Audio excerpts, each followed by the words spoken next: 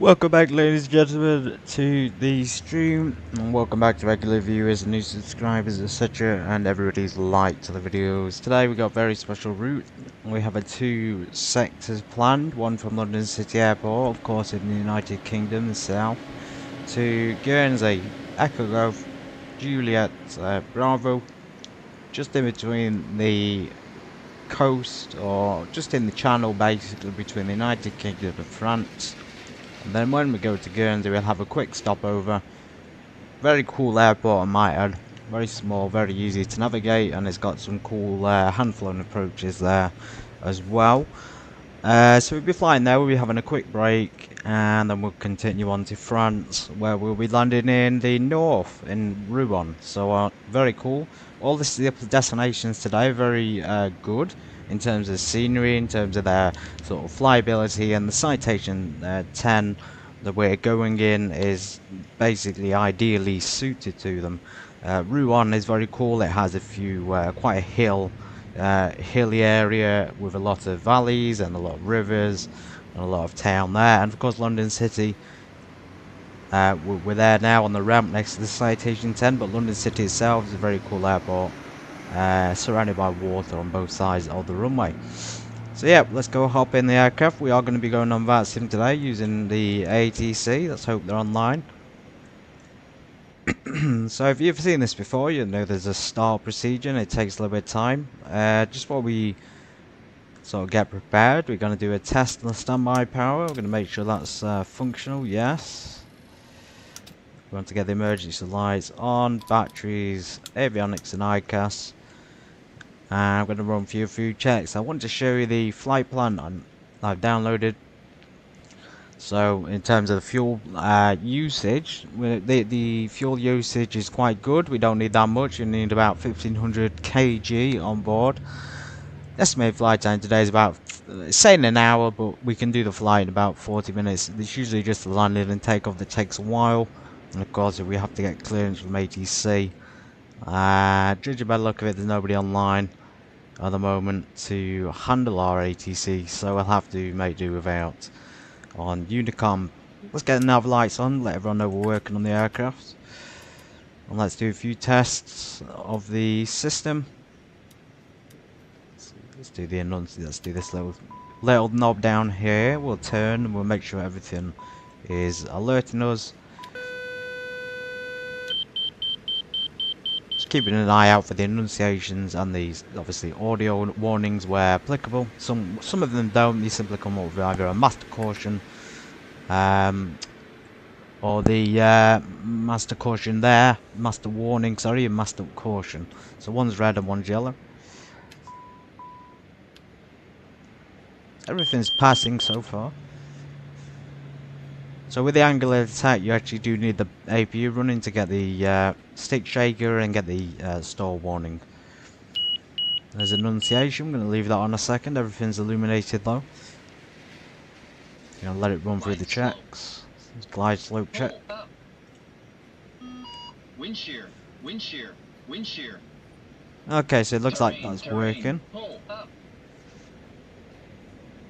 Turn that off. We are going to do the check for the stall in a second. We test the APU, get the APU on.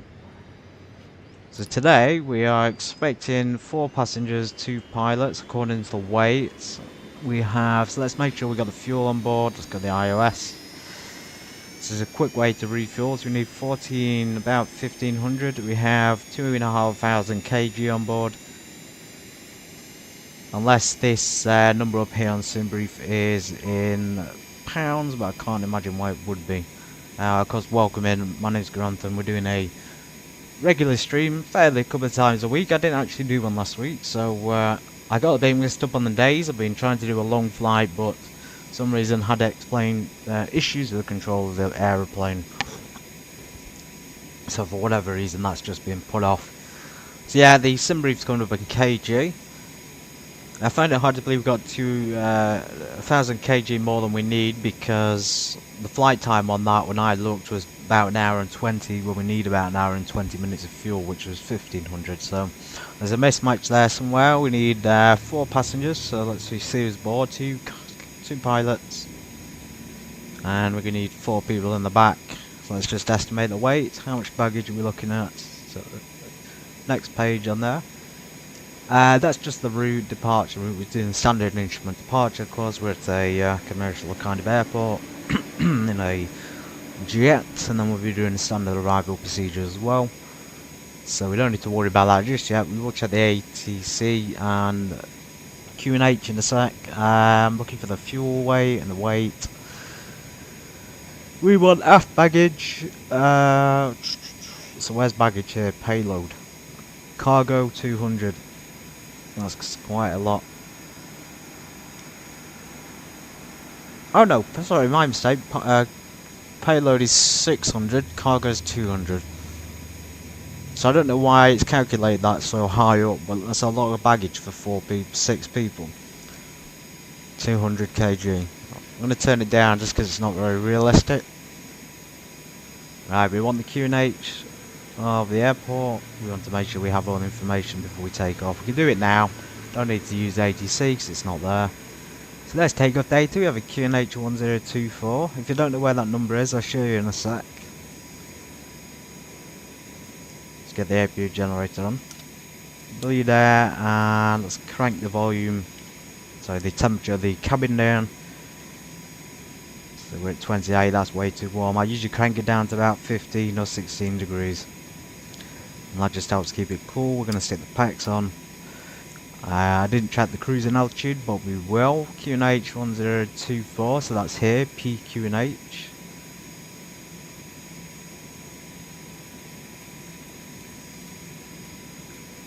And there's no sync option on this aircraft, so we have to do it on both sides. Be sure to do it on both sides so you're matched up on the system.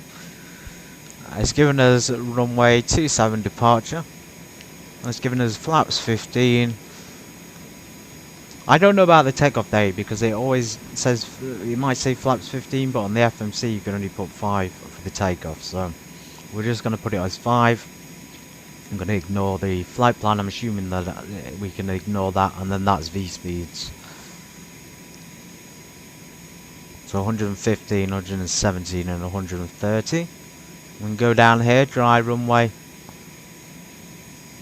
15 degrees of flat, it's probably using 5. I think 5 is more or less sufficient. I'm going to use 15 because I've just remembered the departure is going to require, it's a strange departure, the set speed of 1. We have to fly to 3,000 feet initially, and I think 210 knots, so we're actually not going to be going that high. And we've got to use that height and speed for quite a while. We'll go up to the north to the Brookman Park, DME, and then we'll turn south towards Guernsey. Okay, that's that done. Let's get the flight plan in. So load flight plan. Echo Golf Juliet Bravo, that's a cool call sign. It's like James Bond. So we'll load that in. Just saying the AirAC's not applicable, which is, it sounds right. I've been doing a departure on here, Saxby, I think it's 1 hotel. Yes, as you can see, maximum 3,000 feet with 200 knots, which is not much. And then we're going up to the flight plan altitude, which is, we're back to page 1, I think it's on, or 3, wherever the flight plan is. If I can't find it in here, I can always check on the Simbrief website. It's a bit easy to find on it. Yeah, so I'll look on the site. So Simbrief, 28,000 feet cruise altitude.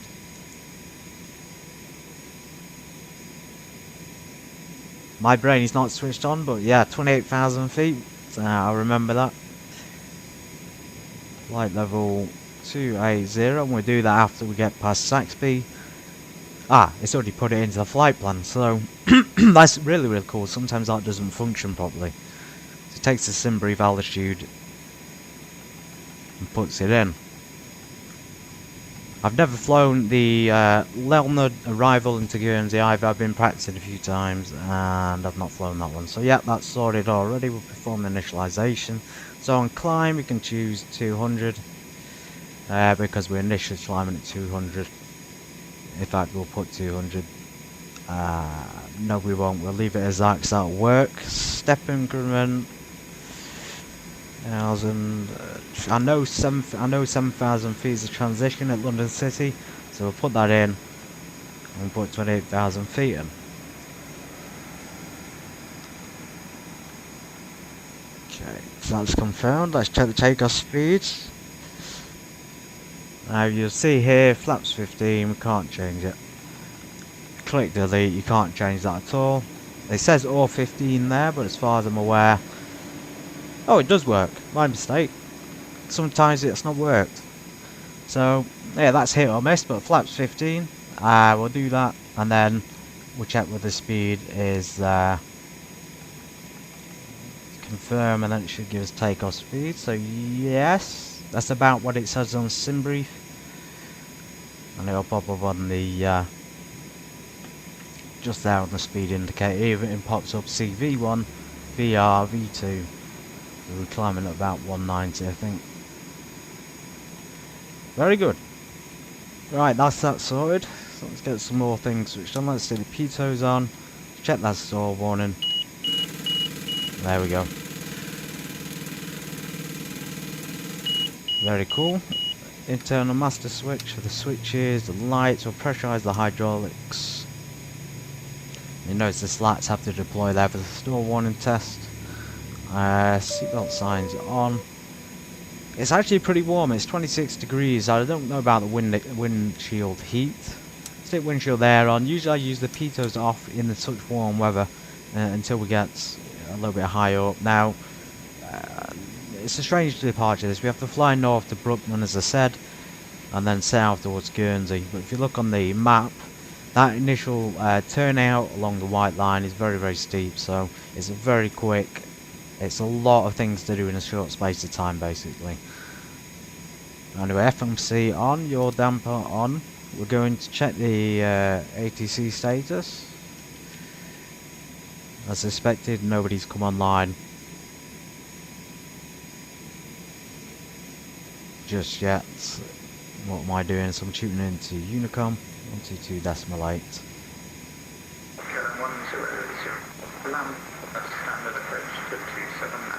Let's get our beacons on, bleed air for the engines ready, and pressurise the aircraft. Well, we'll set it ready for be pressurised. 28,000 feet. Set it about there, and that'll do it automatically. Just check the area, get the door shut. Okay, door is closed, seatbelt signs are on, passenger oxygen automatic. Initial altitude 3,000 feet. Let's make sure that's programmed. Yeah, that's programmed in well. Unlock the throttles. I'm going to go for an engine one, number one starting sec, so we get the fuel on. Fuel boost, no fuel boost, but just normal, and then ignition. Only on number one engine at the moment. We can monitor it down here. Keep an eye on the temperatures and pressures. We can see it increase there in the oil temperature and the pressure. Fuel flow will increase in a sec. Usually about 480 on the Citation 10.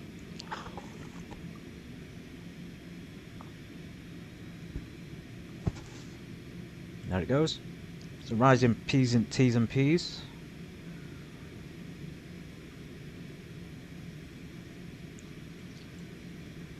Ground idle on.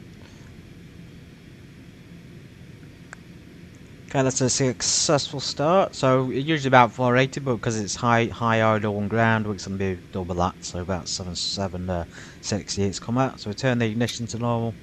Go for number 2. Start on the engine. Double checking the instruments. I mean, again, we got the packs on. It's 24 degrees inside, so we need to get those packs on high. We don't want to be cooking inside here. The actual cabin itself for the passengers is a bit cooler. It's just the cockpit that's boiling. We take it off runway 27. I haven't checked the wind direction. Let's go ahead and do that. Yeah, it's runway 27. It's usually down alpha as well. I don't even need to look at the map. I already know where we're going. Down alpha to runway 27. Now we have to be careful. We've got some crates off to the left side, so we have to be cautious not to scrap them on the way out. Okay, number 2 engine started. Normal ignition and normal fuel boost. Tanks lights on. Now just checking everything else on. I think that's it. We'll give them a quick call out. Check my call time. We are Charlie 22 Bravo Echo today. Citation 10. We could change that to Citation Bravo Echo if we really wanted to, but we're not going to. Okay. London City traffic. Charlie 22 Bravo Echo is going to taxi to runway 27 via Alpha. Okay, courtesy call out check, brakes released, throttles up, ground idle off.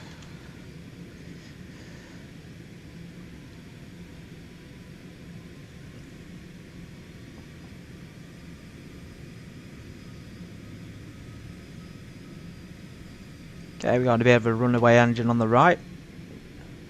A bit of engine out of sync there when we had it on ground idle.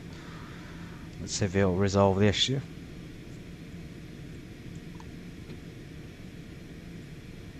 What are we missing? Okay, we'll stop here a sec. I'm missing a few things deliberately. So we'll get the generators on the engines. Well done if you noticed that, by the way. Beacons, yeah, takes lights on. Lead air off, generators off. Isolation valves open.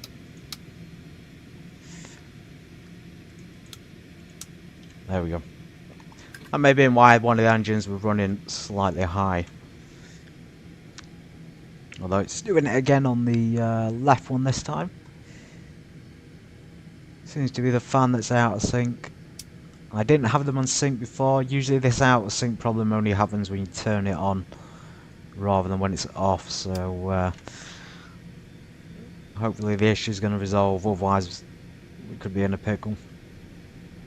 Again, I don't usually have this issue, although the other day I came to land in London City from engine 1 fade out is completely gone. Great. So just because I don't want to ruin the flight this early, we're going to have to fix all systems. I'm not restarting because that's a bit unfair. We'll make it normal failures. Yeah, so I came into London City, didn't realise I didn't have any pitch control, I had no elevator control, I didn't realise until I turned the autopilot off, so I had to do a go round and ended up landing with nothing but trim.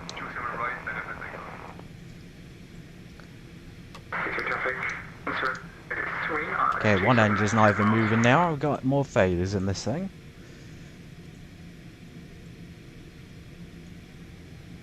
Yeah, even the right one's playing up now.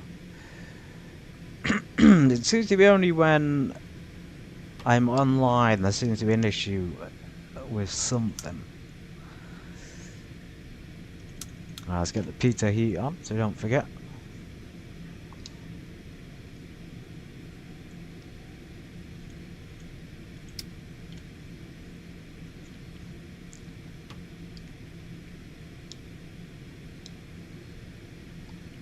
Left engine's on a little bit of a runaway. Interesting because you switch to ground idle and it sinks the engines and turn it off. Never had an issue with it doing that before.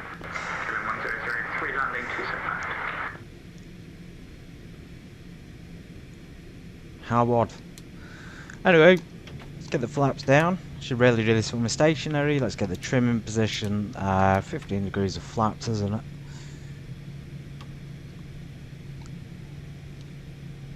Cool airport though. They're really, I think the design's a bit off.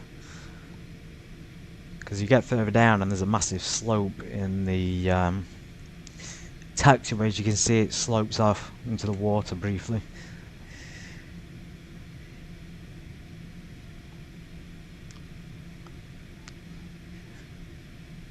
So my mistake, this is not taxiway Alpha, I was thinking of Guernsey Airport. This is Tango, then it'll be a Yankee, then Tango, and then Mike will be our holding point. I'll try and get that issue on the engine resolved as well before we take off.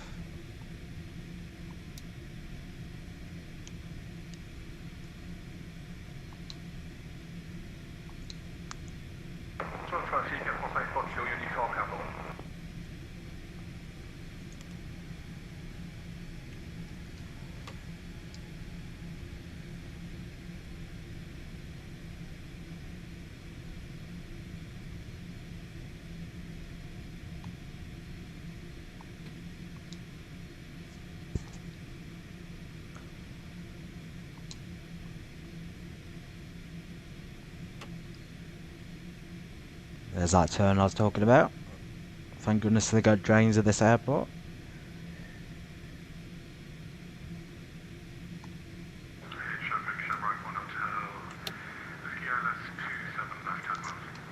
Right, so we're lined up, not lined up, we're holding short runway 27 via Mike, 27 holding point Mike. So what we're going to do is get landing lights on, taxi lights off.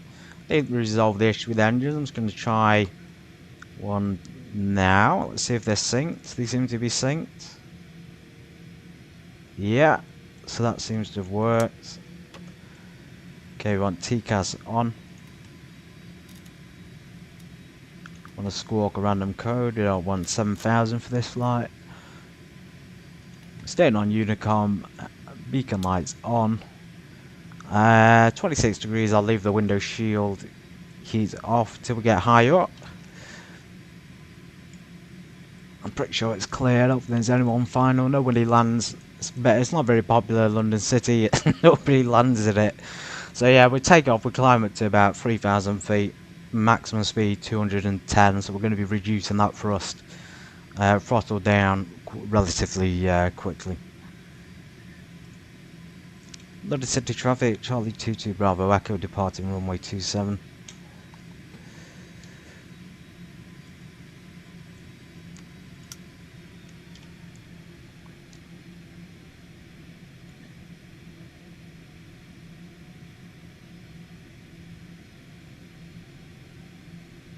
It's going to be very, very quick. I keep saying it, but it really is in this plane.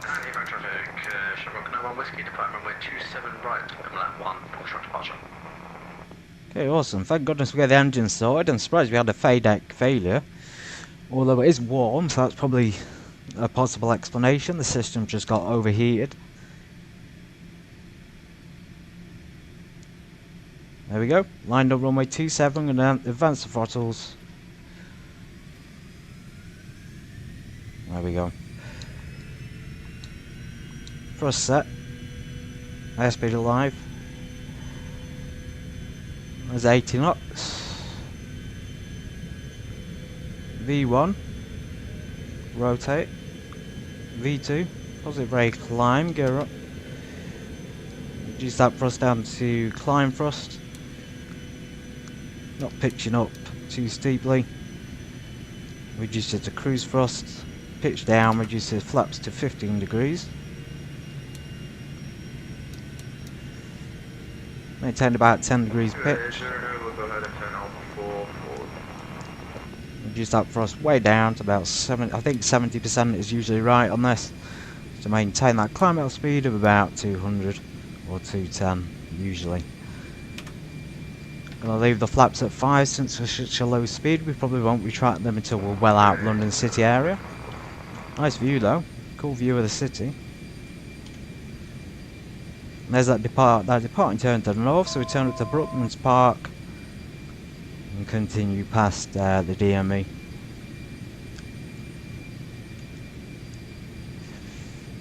As in feet to go, that's what the warning was. Keeping our speed nice and low, we're going to level off soon. Right now, I'm whiskey clear, runway 27 right, 2000 for 6 up.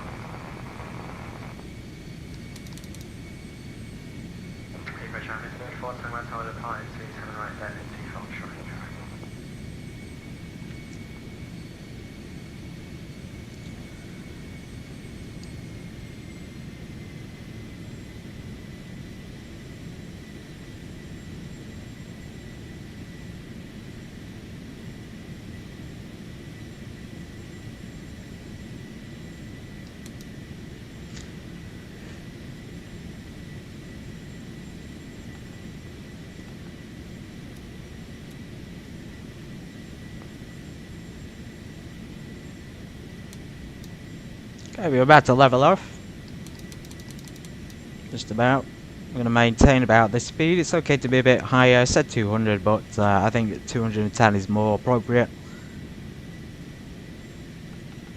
We'll maintain. Well, actually, let's maintain 200. We don't want to upset any controllers.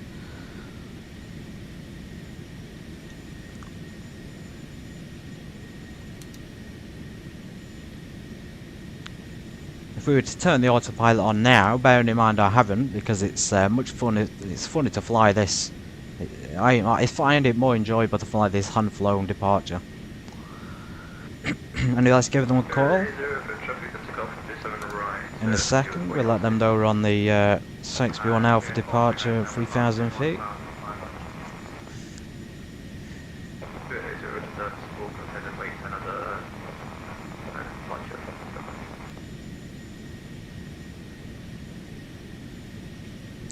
In fact, who is in the area? So we've not had any TCAS alerts. It's sending us obviously round the centre of London, and around some other towns, but there's no traffic in the immediate vicinity, which is good.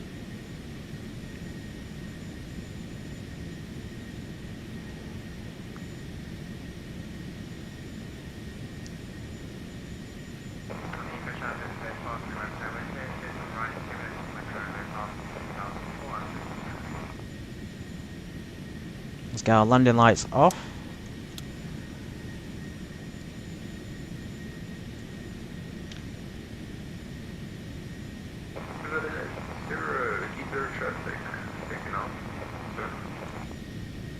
So there's the golf course. This is where the water breaks, and then we'll get Brookman's Park. I always recognise it. We could probably fly this VFR. It's like recognisable. So down there below us is Brookman's, basically. We could check that on the map. Brookman's Park, dear me.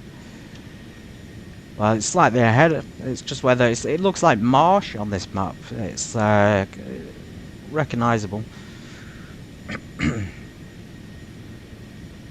Charlie 22 Bravo Echo is on the XB1 Alpha departure at 3,000 feet.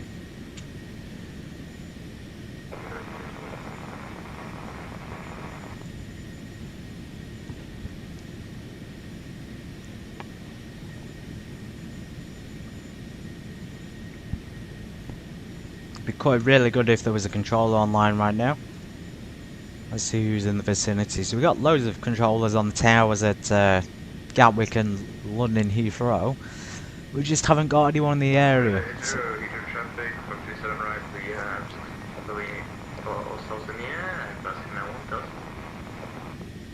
awesome. Yeah, even they've got ATIS. We just need someone to come in and control London area to give me and everyone else a bit of ATC control. So when we get Brookman's Park, we're going to be turning. Usually in the past when I've gone to Brookman's Park it'd be a south turn, but I think we're carrying on southwest.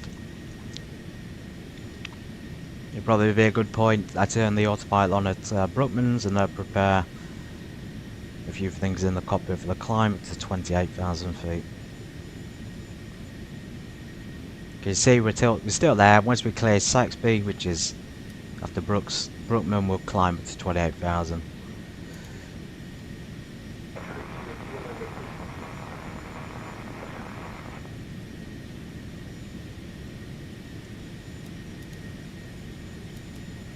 And we do it at half bank, I think.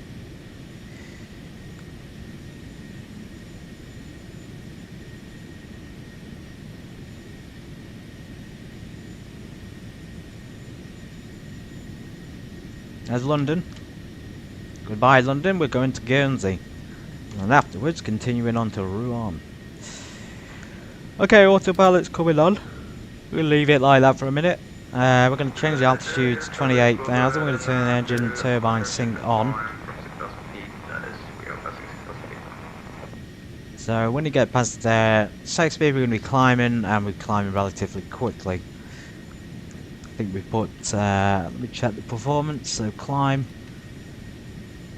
200. I think we need to be climbing a bit slower than that. That's going to be a steep angle of attack.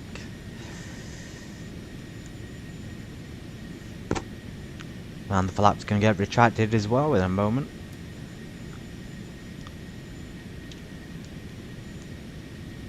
There's the climb, so we're going to climb up now, flight level change. Advanced thrust to climb.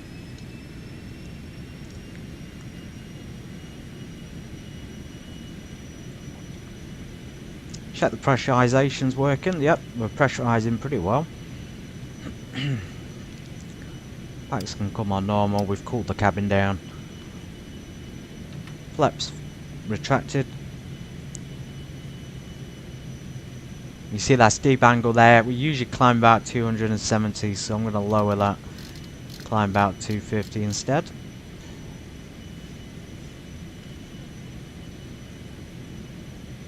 When we reach that speed, I'll retract the slats.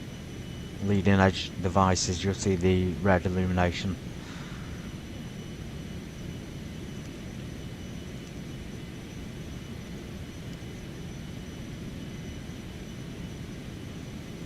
His slats retracted.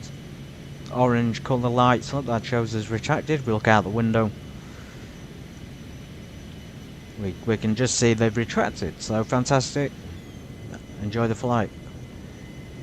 We will be flying over the channel, and if you do fly back from Guernsey to London City, it would usually be for the Dover DME. So just bearing that in mind, you will have to fly quite a long way to get back.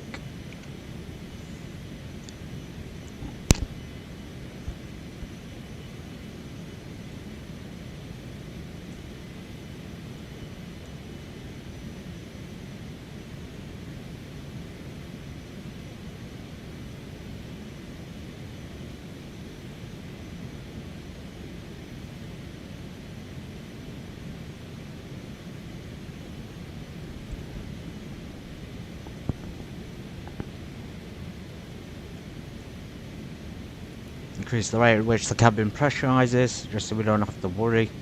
I'd like to get it up to 7,000 or 8,000 as quickly as possible, especially if you're over 10,000 feet, because at the moment the differential is increasing. We can only pressurize a maximum of 8,000, so I don't know why this outer scale goes up to 50,000. And that seems a little bit redundant. I understand the differential pressure increasing and the other things, but not the actual cabin altitude doesn't go higher than 8, or it shouldn't do anyway. I'm going to step away from the cockpit and I'll be back in a minute. It takes a little bit of a convoluted route to get to Guernsey, but it's worth it in the end. I'll be right back.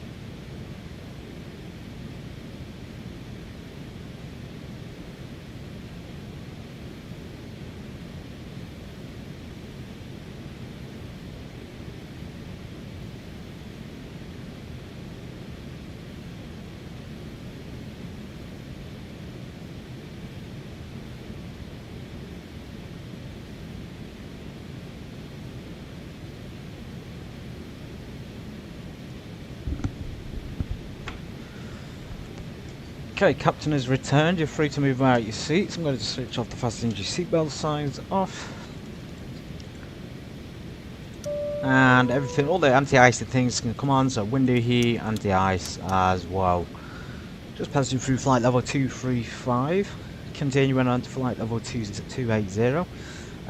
The strange departure we see here from London City. Quite nice flying though, I have to say. Smooth lines for a hand-flown departure.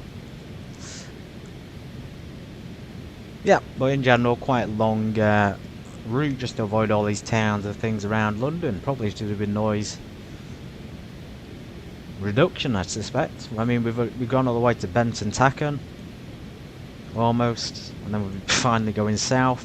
If you know anything about Guernsey, you'll know it's right next to Jersey, so we have a slight alternate airport.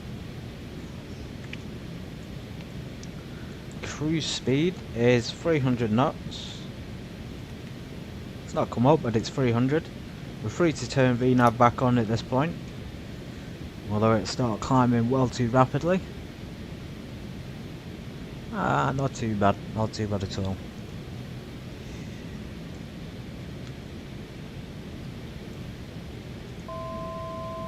£1,000 to go. So today our go around height is about 3,000 feet.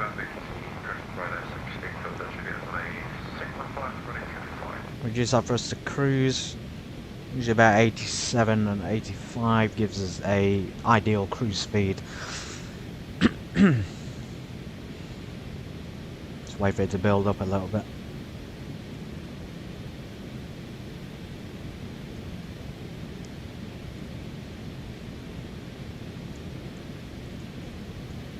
We didn't even have a 80 service at London City, that's how unpopular it is. Really challenging approach though, no matter what time of the day it is. Hand flown or whatever, Citation 10 I can handle it anyway, so it's perfect.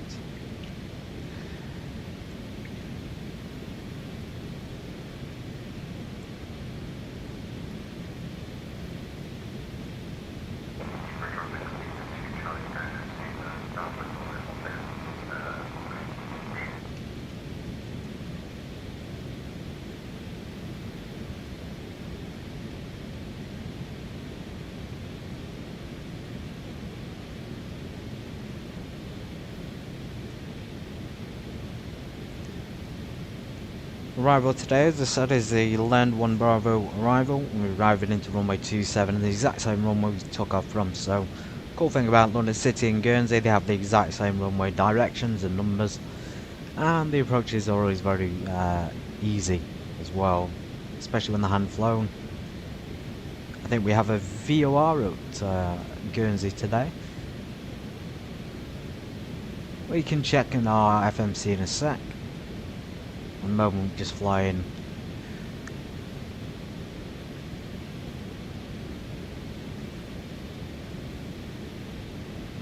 In fact, it's strange, it's 4:15 on a Tuesday, but England's looking pretty dead in terms of ATC and traffic. I would expect a lot more people on at this time.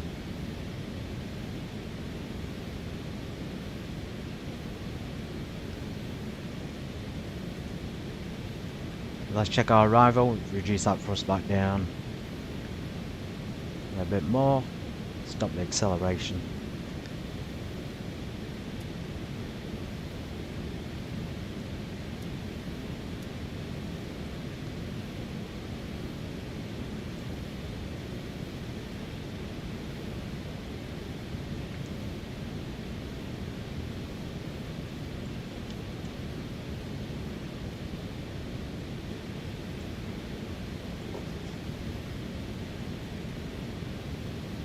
Okay, pressurization's good.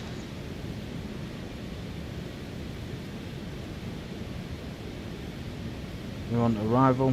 Just make sure it's all programmed in. So as you can see, there's no approach in there. It will be a VOR. Oh, I suppose we have discretion to choose an ILS if we want to. I haven't done an ILS here, so maybe we should try it. Although the I don't know, SimBrief doesn't really tell you if it's an ILS or not. Check our SimBrief flight plan, it just says, yeah, it just says the runway and the approach.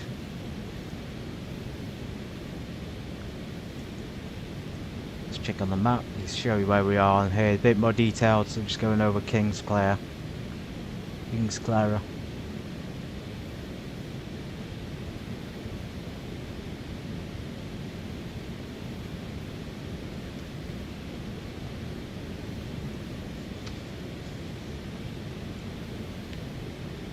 I think I'm going to do what I've been doing the whole time, is the VOR DME. I'm used to that approach. It is a hand-flown approach, but I'm used to it, so we'll do that.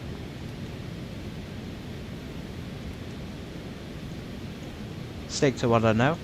I know there's a final height of 2,000, and we have to go down usually to 3,000 feet. Right, gear before gear, and then 2,000 we descend.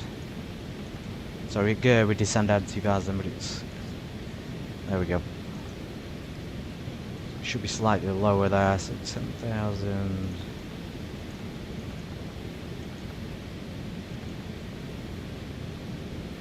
Thousand there, and then the next page with 3,000 feet. There we go.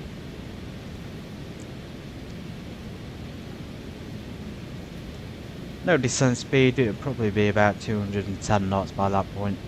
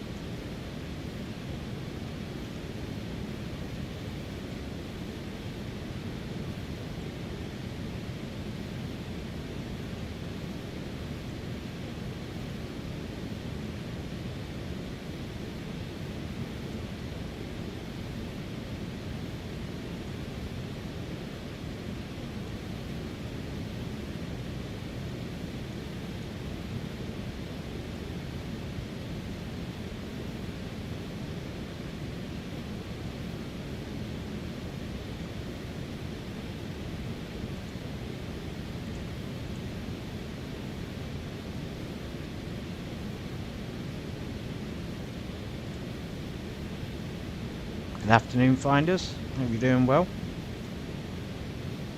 How you been, geezer?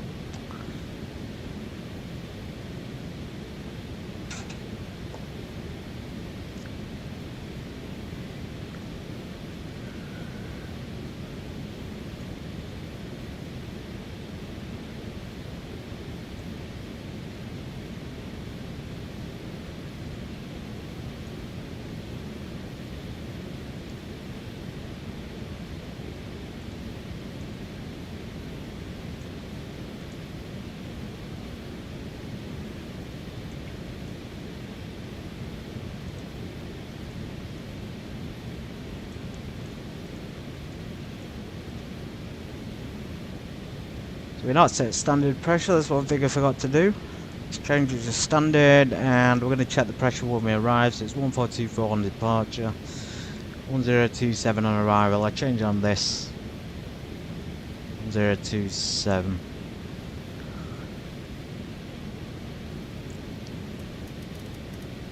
Slightly high pressure, slightly warmer.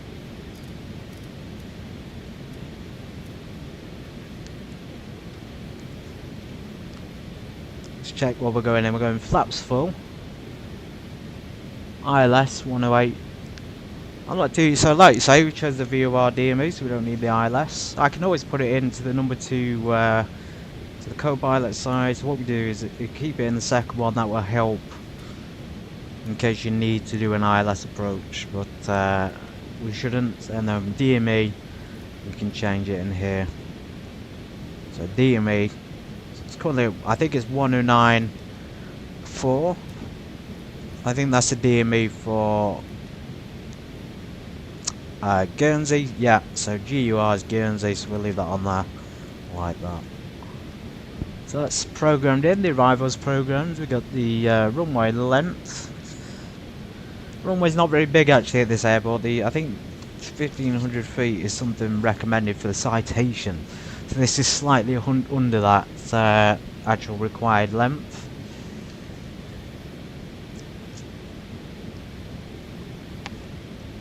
Which means it's just a little bit short. It just means taking the approach and things a little bit slower. and making sure to put those reverse thrusters on full on landing. Let's check the landing data, and we can cross check that with the excuse me, with the FMC speeds. Okay, so there is no reference in there. Let's check the FMC for our speeds. Performance. Simple way to do it. Go back to performance. Landing. So it's already given us our runway there, 27. Runway length. I don't know if that's in meters. I'm assuming that's meters. I don't know. I have to check that.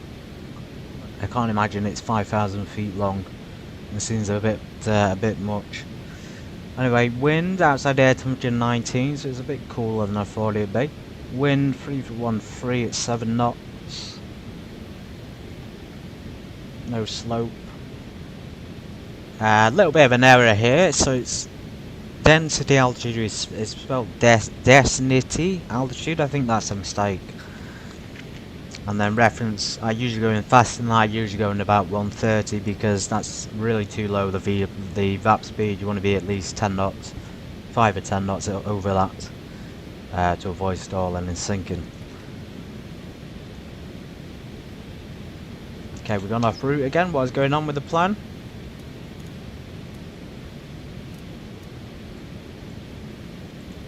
Oh no, I don't have an issue with half bank unless I'm on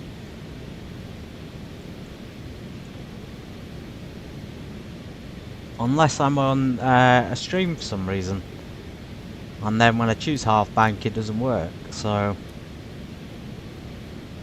yeah, how peculiar. There's traffic over to the left hand side. We've just gone past, can't see it though. Tomjet. If you wonder what Tomjet is, it's TUI Airlines.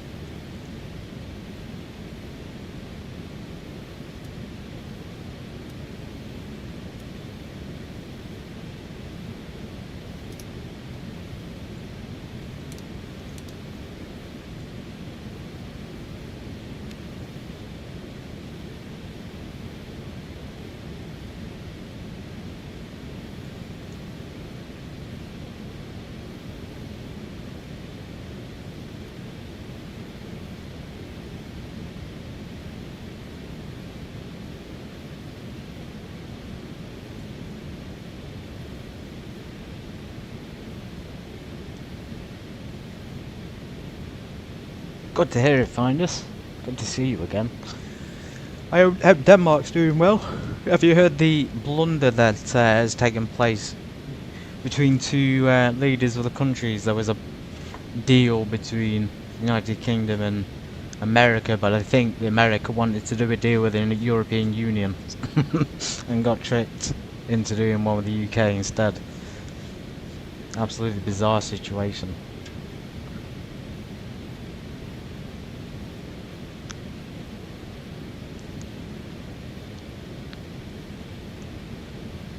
It's a shame they can't do deals to make more of these planes. The Citation, I don't know why they don't turn the Citation 10 into a commercial to a commercial, you know, the sort of thing that carries passengers from not pay a lot of money, but pay like a standard airline fee. So I suppose it wouldn't really be sustainable, would it, if it's too expensive to run it? Rather than charging like £6 each. Just charge Ryanair ticket prices. They charge like 50 quid each plus extras. Extra for leg room, extra for baggage. Choose your seat, pay extra, etc. And they could fit 10 people on this. So what would make this economical if we were charging someone £6 for one person? Well, it's going to be a couple of £100 each still, so it's still not going to be affordable for the majority of people.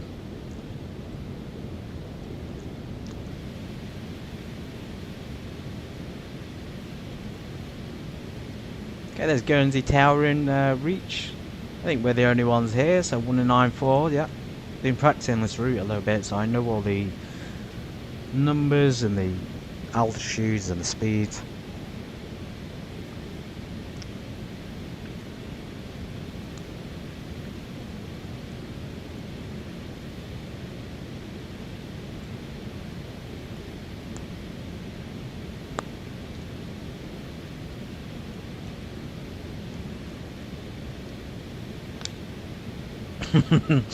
Yes, I'm sure we do.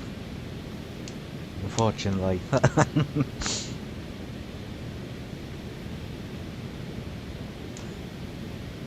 Personally, I don't know them. Sounds like macaron, like macaron. Like the sweet treat.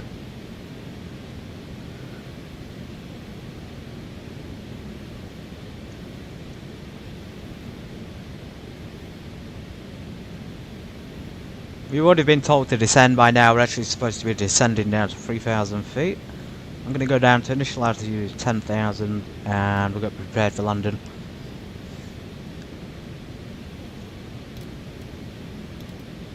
So we won't do it just yet. Seatbelt signs on. Double check the pressurization. We're not going to do a cabin jump just yet until we're a little bit lower down. 16 degrees in the cabin's fine. Just wait till we reach Lelner, which is the arrival, and we'll descend down the arrival to in fact, let's go all the way down to 3,000. It's going to be a steep one.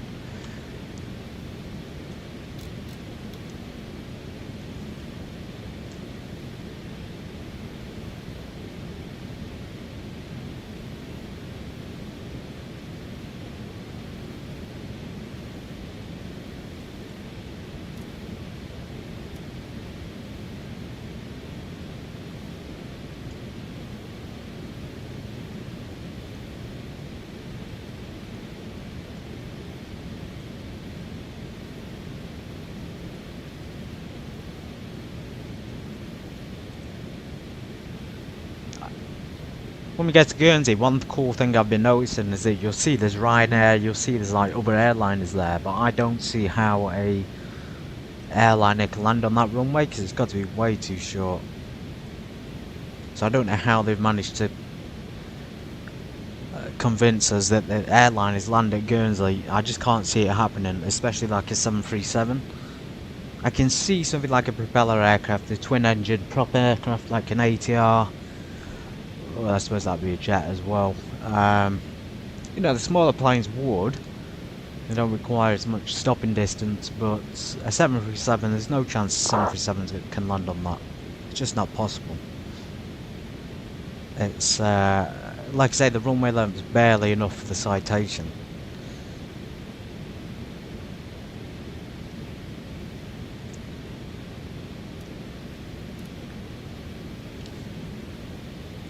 Okay, let's go down to 3,000 feet.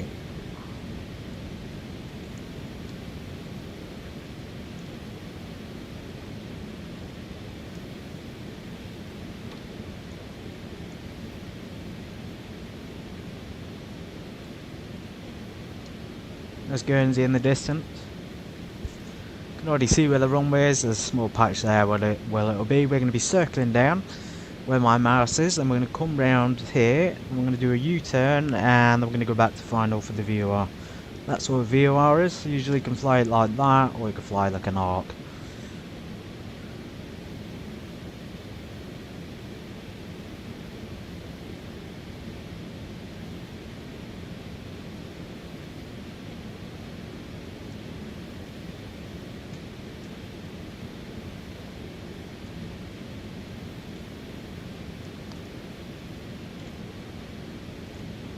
One thing I would give the French, they do obviously macarons, very tasty. They have a beautiful language. They have Rouen Airport, which is by far my best airport, my favourite airport in, well, one of my favourite airports in France, along with Nice and along with Courchevel, of course. But Rouen really is beautiful, surrounded by the valleys, surrounded by some incredible Normandy things. About an hour into the stream. I think we're about... Let me check the flight time. How long have we been flying for?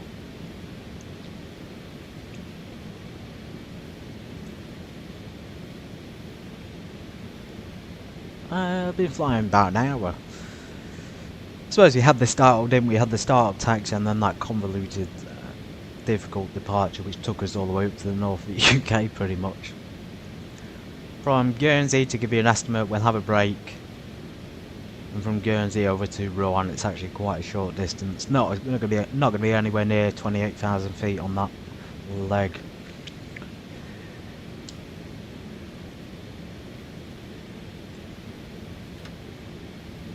Okay, let's pull the spoilers out a little bit. Really steep descent, this one.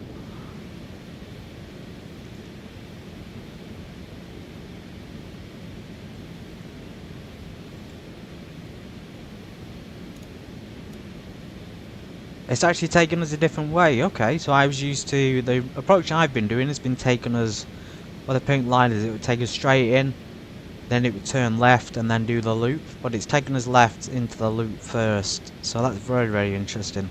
So we're going to be going down, then round to CD24, I'm assuming, because we can't go right and then left, that doesn't make sense.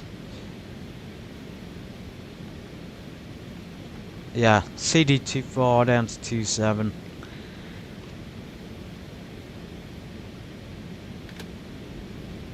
Four spoilers. Slowing down to 250 knots.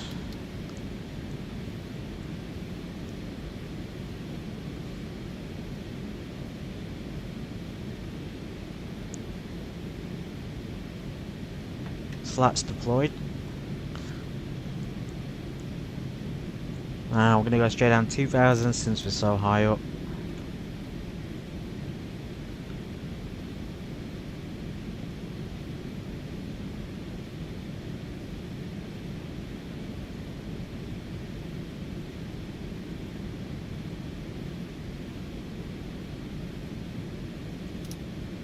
Okay, there it is. So we got half bank. I didn't even realise that. So half bank will take us there.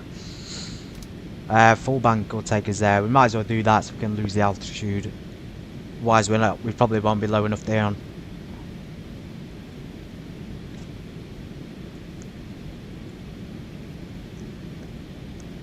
Besides, we're supposed to descend to 2,000 at gear. Retract the spoilers for the moment. 5 degrees of flaps. Let's see what VNAV's going to put us at. So it's saying 200 for VNAV. Below 10,000 feet, landing lights on. 6 degrees outside, you can turn the anti-ice off. And cabin dump time. So let's hope this doesn't do anything crazy. There we go.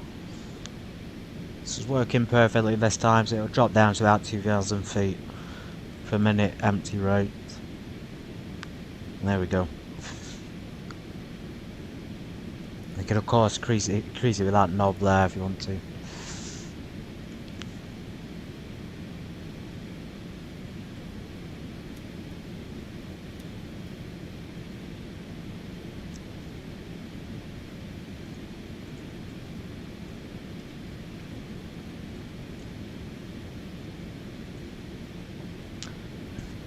Guernsey traffic, Charlie 22 Bravo Echo is on the Leno 1 Bravo arrival for runway 27.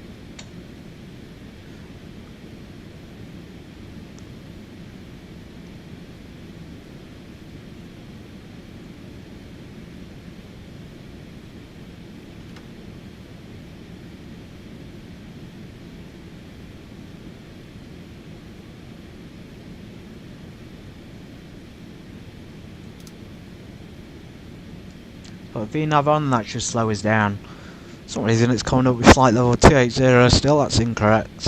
We need 2000, not 280. Let's check the double go round height. I think it's 3,000 feet back to gear if we need to go around.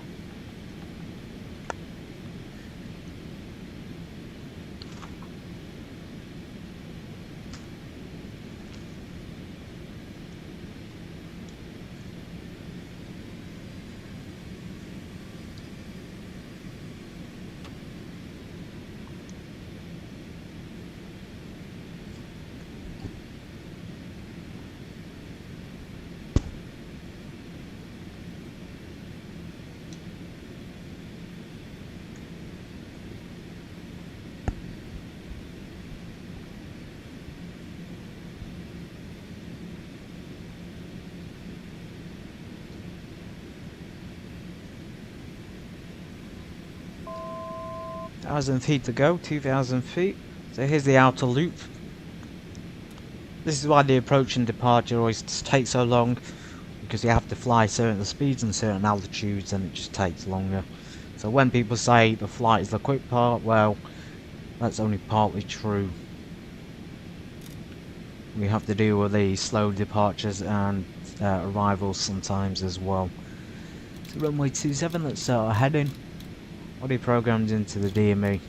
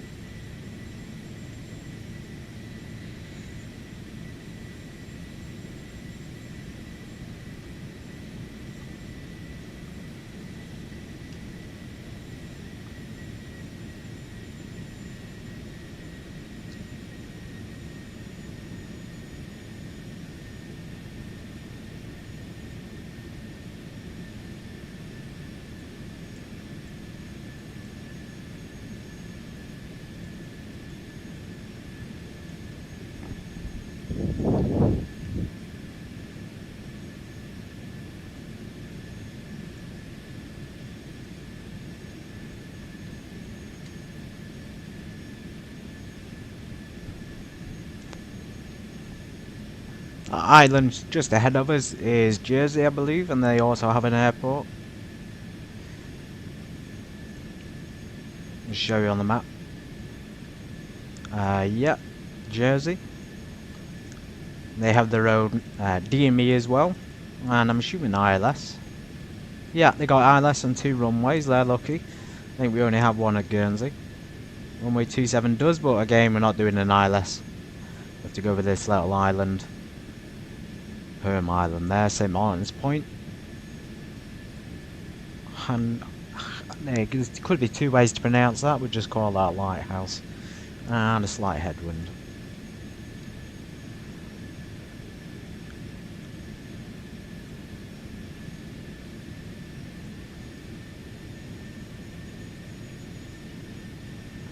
Landing checklist, so 16 degrees outside, let's stick our fuel pumps on.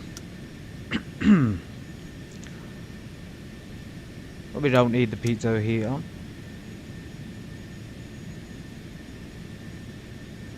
Sorry, I'll leave the pitot heat, but probably don't have the windshield heat on. We'll leave the windshield there on. Pressurization's depressurized, which is nice.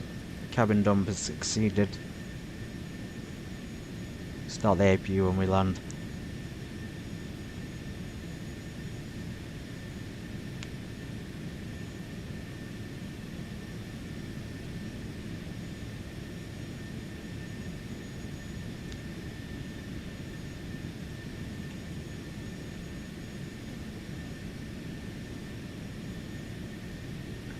So I think I'm taking this probably too slow. I've put 200 on the speed. I think the speed should probably be probably a bit faster, maybe 210.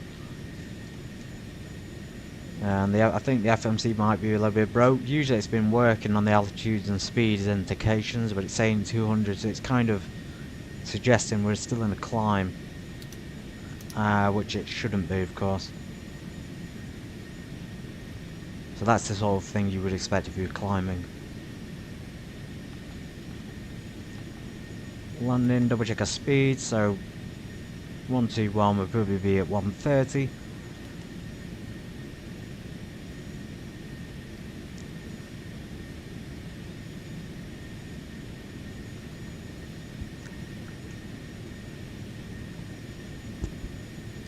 Guernsey traffic, Charlie 22 Bravo is on final for runway 27.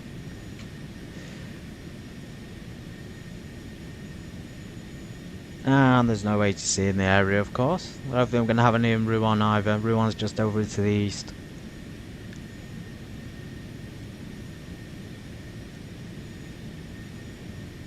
There's our arrival coming in. We're going to be slightly off centre lines. We're going to have to turn to the right. This approach is usually slightly off. We'll leave it on autopilot for now.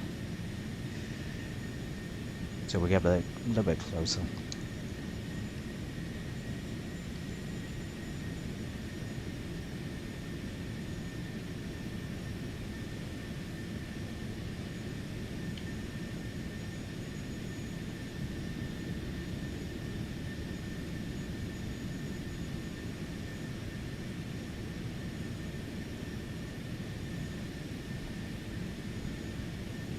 Okay, distance from the runway. We're almost on proper final. FD is final. When we got a distance from the runway, I'll put another notch of flaps. Slow. In fact, I'm going to slow down 190 knots. I'm going to deploy another notch of flaps.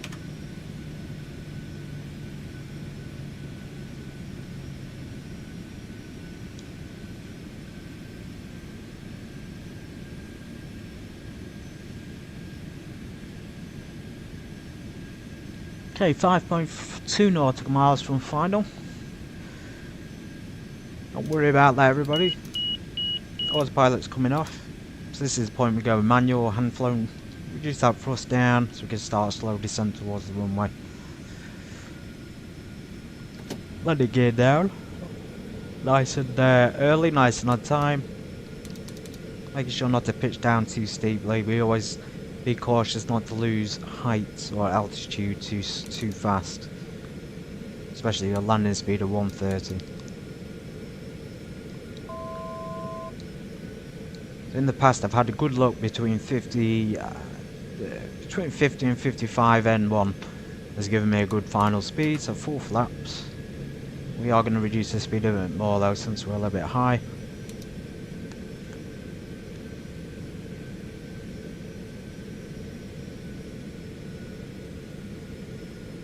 Burn off. Not too quickly.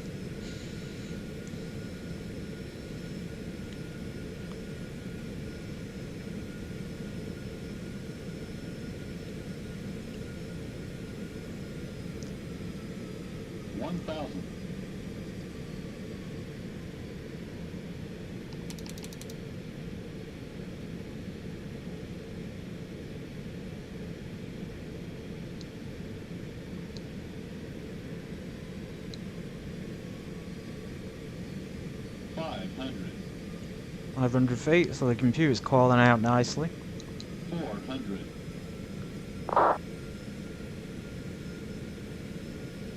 300. Probably too high up on that approach. 200. 100. 50, 40, 30, 20, 10.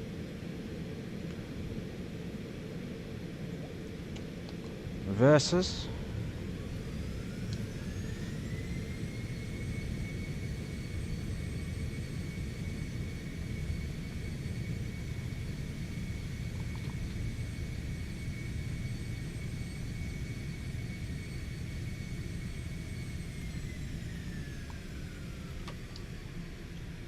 Still reverses. Take the taxiway off. You see that runway's pretty small. Not the best size, so I don't know how they can justify landing a 737 on it. If they do. I'm assuming this is mostly general aviation, smaller aircraft though, not jet airlines. Okay, we passed the runway holding point. A good spot to stop is probably about here. There we go. Okay. Engine sync should have been off on landing. Taxi lights on. Fuel boost normal. Strobes off. Computer heats off. We'll leave windshield air on. Isolation open. Get the APU started. Isolate all the valves, actually open all the valves while we're down. Turn cabin dump off.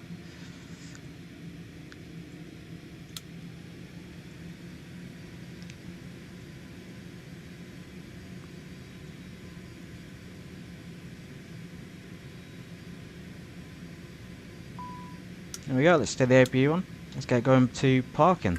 So we're just going to choose one at our discretion. I know they've replaced pretty well. It's actually got numbers on the taxiway for once, which makes a difference for X-Plane. And off. Now when we park up, we're not going to do a full shutdown since we got the AP on. We're going to leave the aircraft in standby mode, and then we'll take a 5-minute break and return for the Rouen final leg. Give me time to file the flight plan, maybe a 10-minute break, so give everyone time to get a drink and things.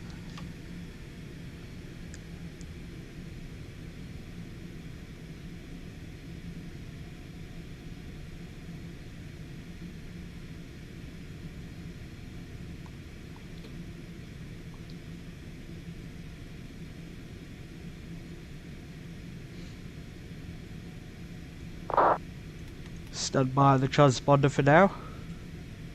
We do not need to detect traffic while we're on the ground.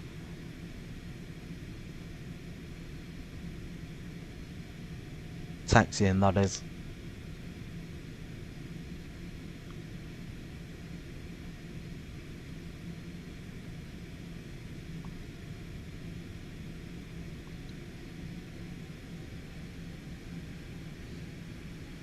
So as you can see, it looks like a major terminal and a big airport.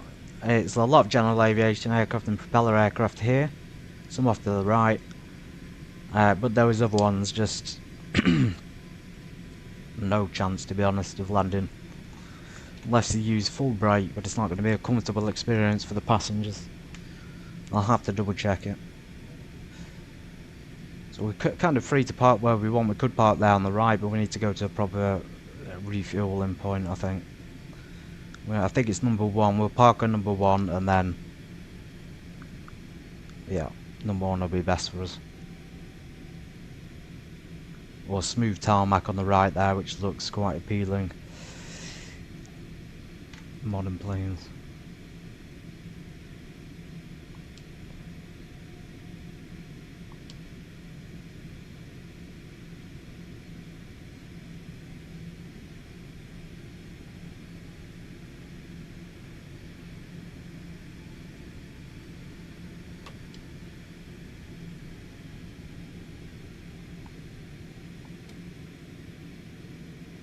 There's number 1.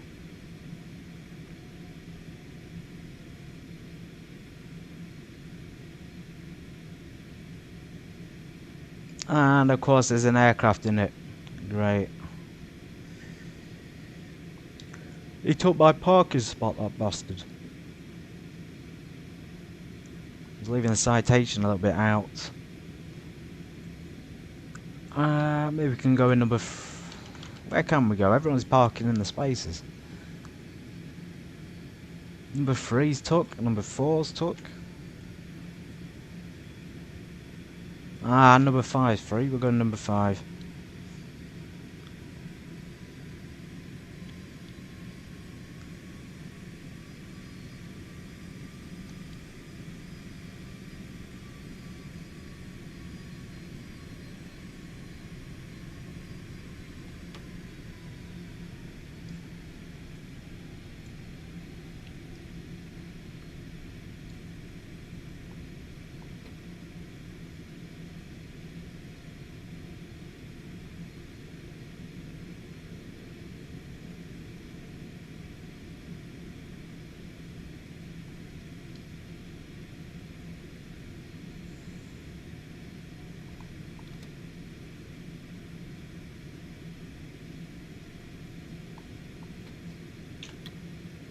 Okay, everybody, so ground idle on.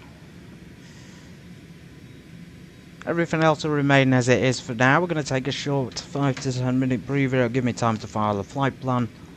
Everyone can have a break. In the meantime, we're going to leave the aircraft. Maybe we could put it in, turn the engines off, just to save some fuel.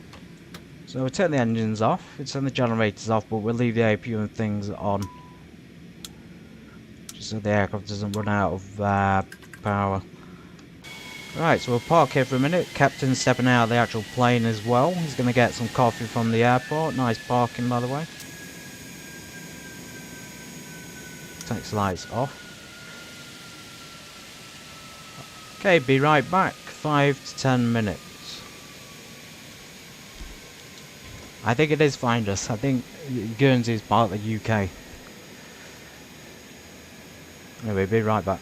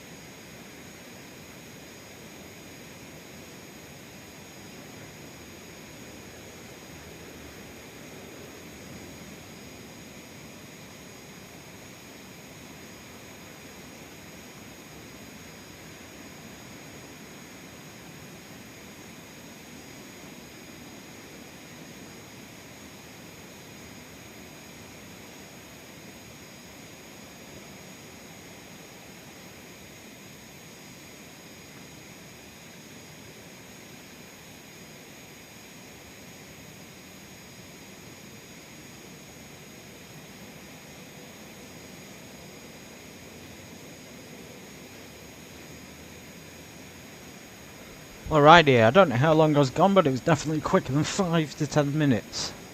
Flight plan has already been filed. We're going up to 25,000 feet on the next leg. I did answer your finders. I think it's part of the UK. I'm not sure if you heard me. I don't. I don't know if France has ever contested it. Good to see more viewers, by the way, in that landing. I hope you, if you're watching this catch up or if you're watching it live, enjoyed that landing. Peak viewership and landing into Guernsey. I love Guernsey Airport, one of my favourites. Although then again, anything that the Citation X can land in beautifully is one of my favourites. So yeah, 250. We've actually got 10 passengers this time, so we've got more people than we had to begin with, and we need more fuel. So the sim brief seems to be suggesting that this leg's actually a lot longer, but realistically it's not as long as London to Guernsey. So 10 passengers. Let's go in, step back into the cockpit. What's going wrong inside? So generators are off as expected, low oil pressures. Yeah, a few things going wrong. Let's get the pressure on. What else? Flight plan first. Let's get the door closed. I haven't downloaded the PDF this time, so I'm stuck with flicking back and forth between the browser. 10 passengers, that's a lot of people. So 48, so we can only have, I'm overestimating the weight. Interested to see the cargo on this one as well. So we have 236, okay, that's I think normal 236 for 10 people, and 1600. So how much fuel we got left? We burned quite a lot of fuel on that. We burned over 1,000 kg, which is what was expected.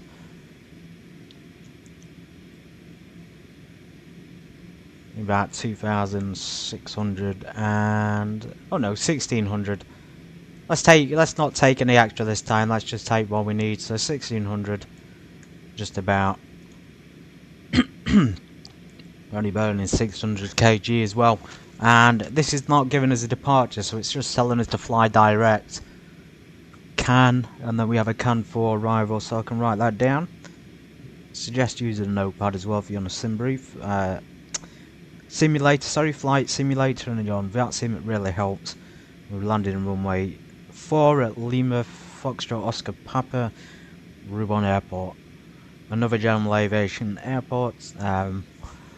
Very small, but it's capable of handling a citation. Okay, so departing runway 27. I am going to download the PDF. Just saves the hassle of having to flip back and forth to look at the departures, takeoff, etc., and takeoff speeds.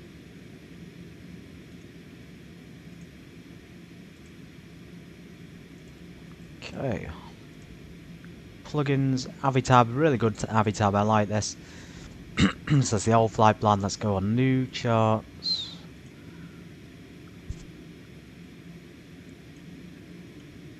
There we go. The new one's popped up. So this is the new flight plan, everybody. I think our estimated flight time departure is 10 minutes.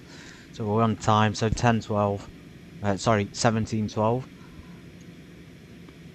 You can see that 1600 kg fuel. That's the departure, not very detailed, it's just direct the can. Let's get the flight plan filed in.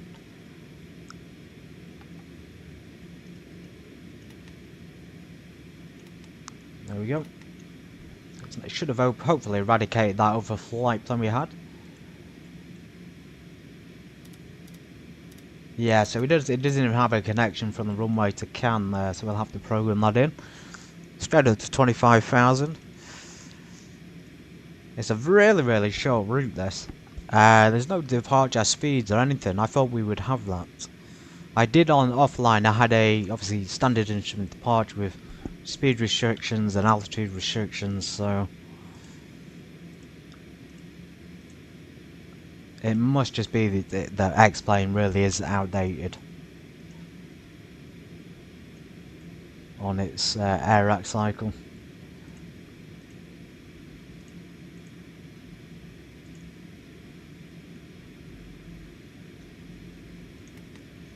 Runway 27. I think it was the this arrival, the Oris one X-ray I did on offline.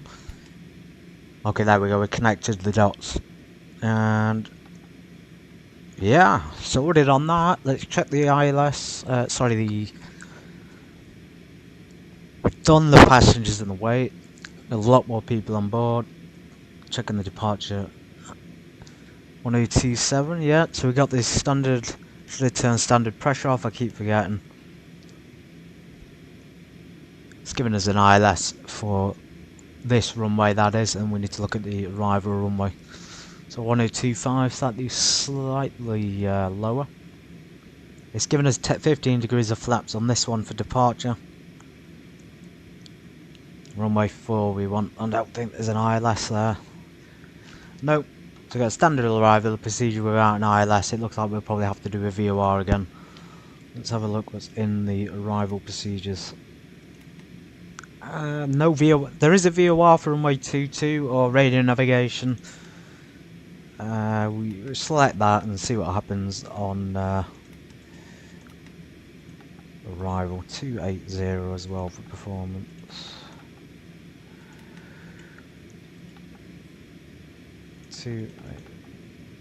Sorry, 250. Nowhere near 280. 250. Keep transition altitude is that. Climb out speed should just be straight up to 250.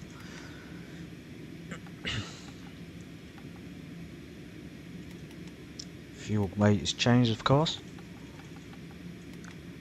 15 degrees of flaps. So it's the same speed we had last time. It's the exact same speed, despite being a heavy air aircraft. I'm not sure how it's calculated. That must just be dependent on the flap setting. And 190 safe climb out speed.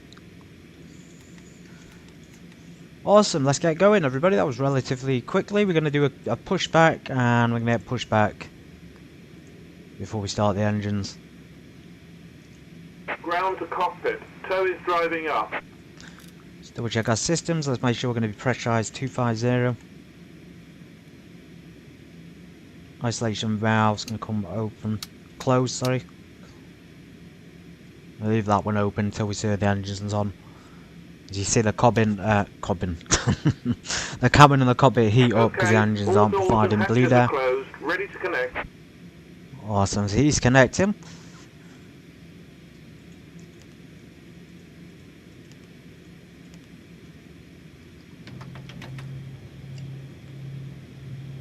Winching strap and adapter in position.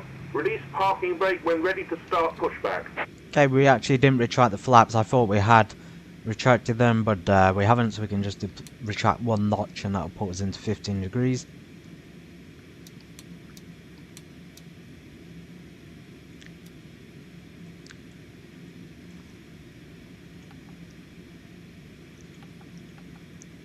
Seems like the missed approach altitude at Rouen is 2,500. Then 3,500, it's quite a long way, should we miss that. Ground to cockpit. Please show me where you want to go.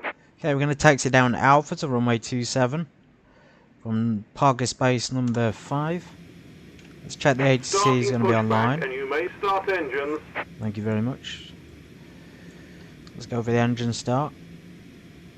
Number 1. Unlock the throttles. Keep an eye on the FADEC or FADEC engine control system. Make sure it doesn't blow up like last time.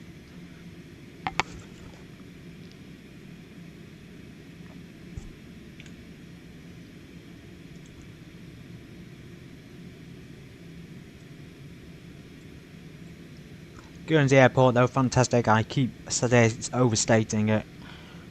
Absolutely fantastic airport to fly from, in the Citation especially. Number 1 engine has successfully started, so let's go for a normal ignition and a number 2 start. Keeping an eye on the TMPs, all in the green. Fuel flow is good.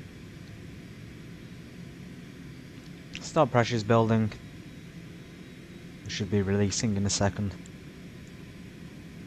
Don't really want it's most of the ITT we're concerned about. If that goes over a really high temperature, we should turn the engine off immediately.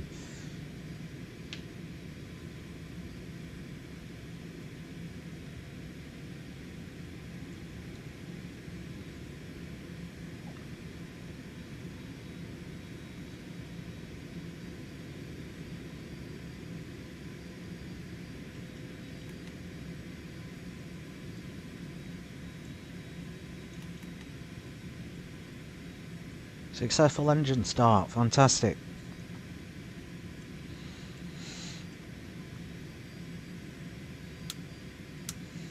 Peter Operation Hughes, complete. parking brake Set on. parking brake. Let's get the APU turned off. Disconnecting Generators, tow. Stand by. normal ignition on both engines. APU coming off. Installation valve closed. Okay, that's done.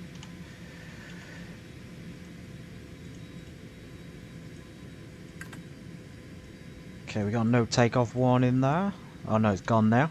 Hydraulic pump can come off since the engine is providing the power. Nobody in their area, we'll give them a call. Tow Yep. is disconnected and bypass pin has been removed. Hand signal on the right. We'll see you next time and have a safe flight. Thank you very much. Guernsey traffic, Charlie 22 Bravo Echo is taxiing to runway 27 via Alpha.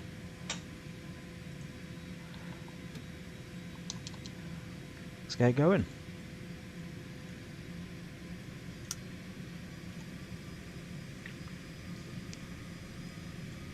Takes the lights on.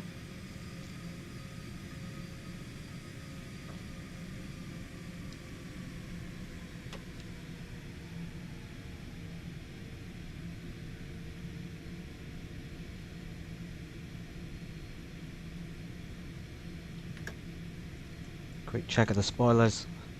Spoilers deployed, absolutely no issues whatsoever.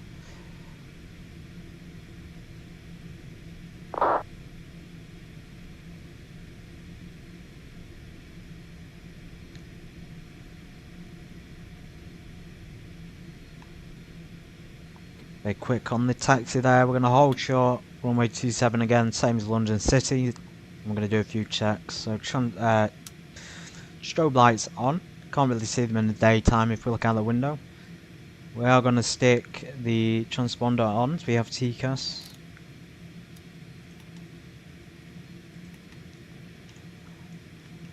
Landing lights on.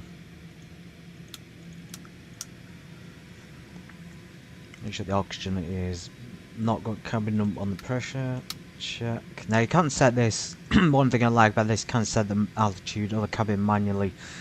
I've been talking a lot about the pressurization, but it's once you figure it out, it's really good to handle those situations where there may be a depressurization. Guernsey traffic, Charlie 22 Bravo Echo is departing runway 27. Let's get going.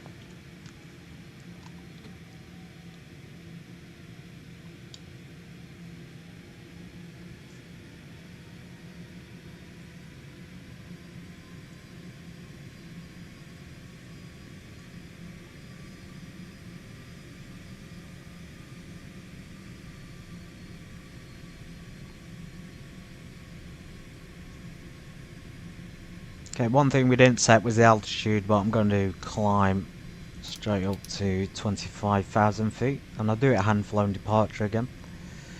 Yeah, we departed on the right runway here. I'm pretty sure this is runway 27.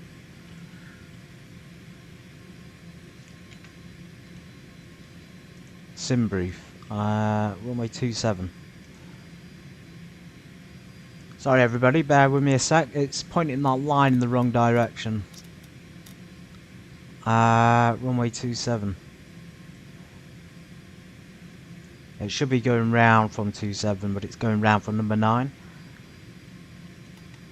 Runway 27 selected. Well, on heading runway 27. Now let's just take off and do a left-hand turn. Let's come up with a 20. Sorry everybody, there's major issues with the FMC again. escape departing anyway. We're just wasting too much time on the runway. Takeoff thrust set. We're at 80 knots. V1, rotate. Positive rate of climb, gear up.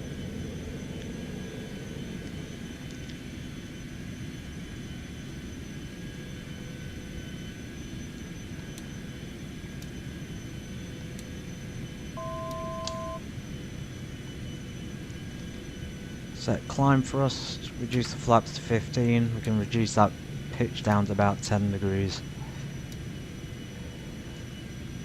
I think the FMC, the vertical navigations, oh no, it's 200 knots, 25,000 feet now. Fantastic. Flaps retracted.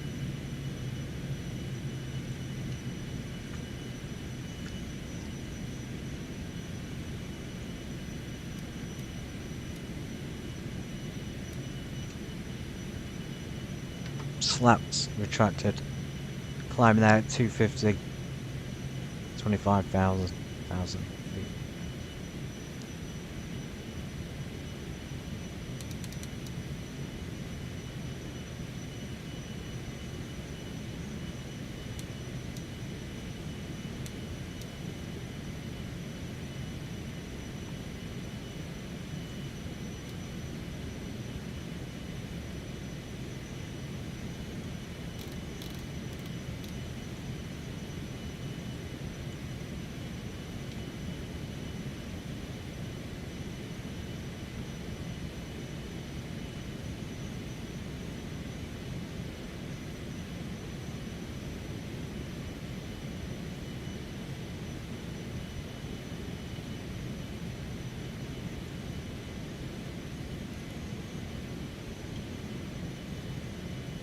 A very steep turnout. I'm going to turn the landing lights off. I'm going to put the engine turbine sync on.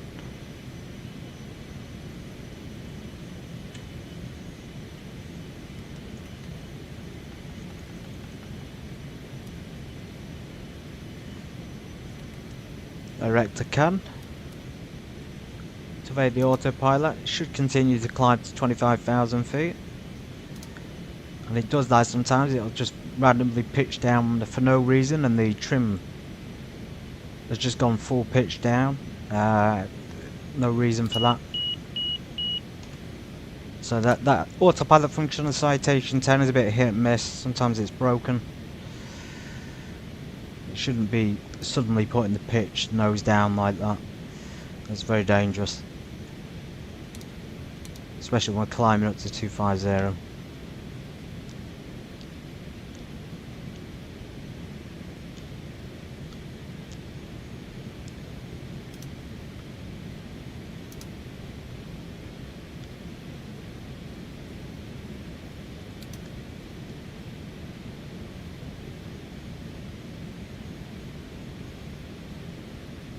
Okay, there we go, it's working now. Safe altitude everybody, feel free to move about the cabin. Gonna stick window heats on. Anti-ice can come on.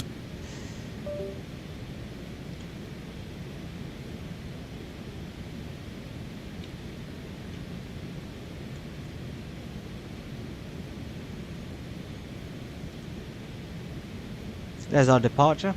So, nice steep turn there to the left. To the south, and then we're going southwest. Estimated time is probably about 13 minutes. Not very long at all.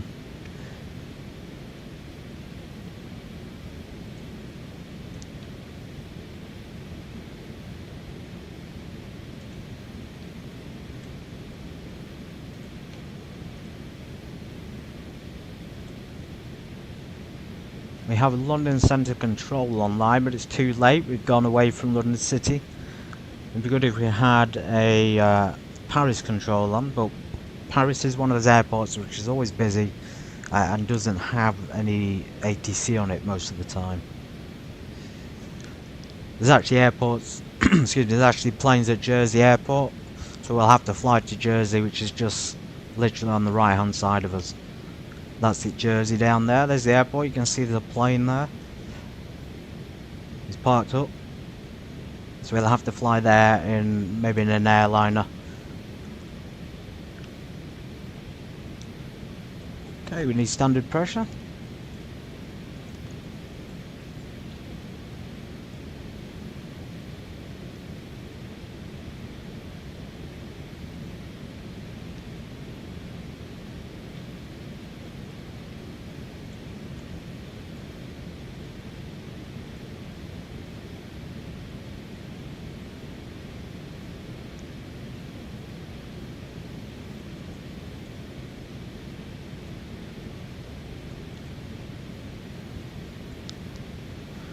Program the arrival. Make sure it's all in there. We did check. Yeah, so selected RNAV. It's not telling us it's an RNAV approach.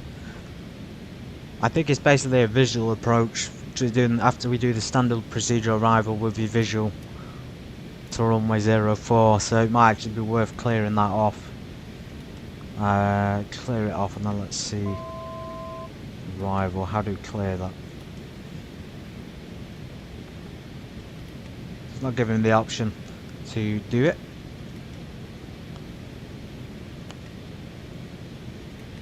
Vectors. Still not.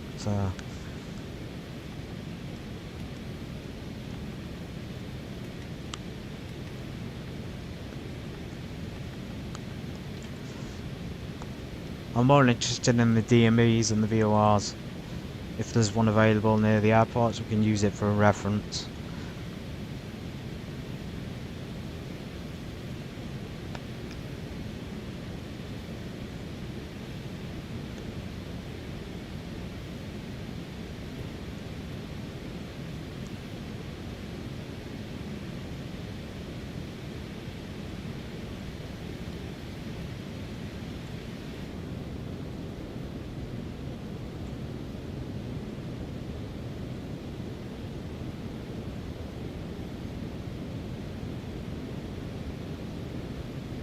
There's France, everybody.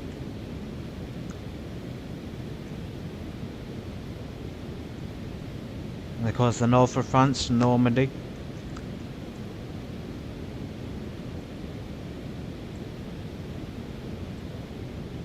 And then just behind us, I don't know if we can see it. Of course Guernsey, Channel Islands, etc.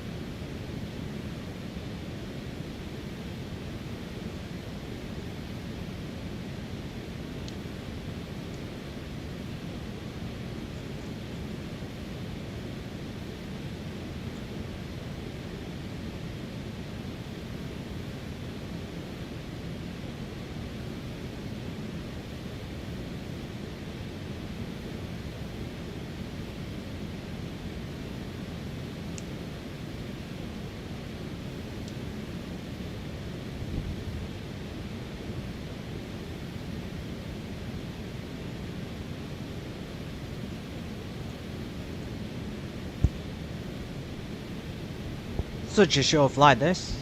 Incredibly, incredible though. We need to check some of the arrivals. Just had a look in the FMC, the altitude. We're actually descending after Cannes. We're going to be descending down to 13,000 feet. We're going to pre-program it now, so 13,000 feet. Real pain having to reach down there and look down with the mouse and keyboard. It's not a good viewpoint. If you zoom back a little bit and give a bit more space, you might be able to see it all at one go, but in general they're very difficult. It's much more convenient to have it up here, which is why I like the 737. MCP's here, but there's no heading and course select. It would make so much more sense to have that altitude select over here, so we can, because instead of looking down, we can look straight forward at it.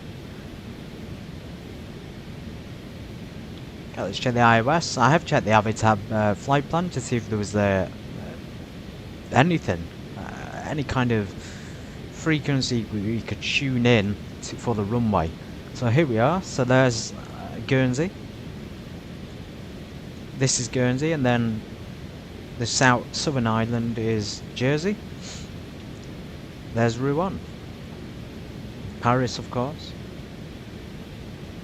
And we came all the way from London City, so quite the distance from London to Guernsey, and then from Guernsey to Rouen. It's, I don't know if that's the same, I'd say it's shorter. And if we were to continue on, we could go back from Rouen. We'd probably be flying through the Strait of Dover and then coming back round Southend on sea there for London City approach. In fact, we'd go, if we came back to London, we'd go for the Strait of Dover, and then at Dover we'd probably turn inland, at which point we would continue down the Thames towards London City Airport.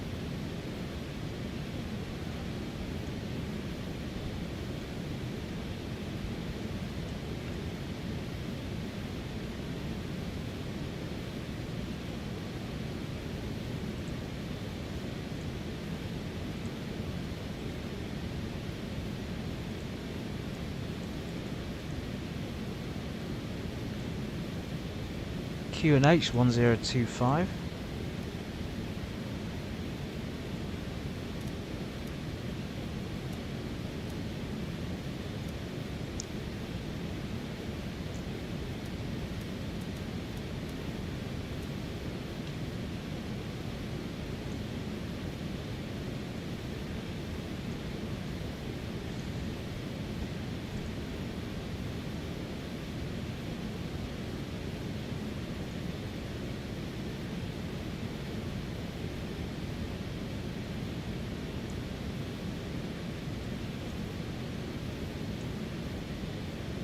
We're already halfway there. We're over halfway there. We're beginning descent to runway 4.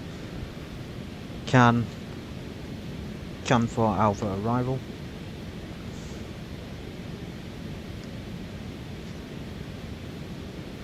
Wind is 350 at 8 knots. Sky conditions are clear. Probably a minimal chance of turbulence. Where is Rouen here? We want LFOP. There's Rouen. Rouen Valley design. It's a beautiful place down there. So let's get in our descent. 13,000 feet. Passenger seatbelt signs on.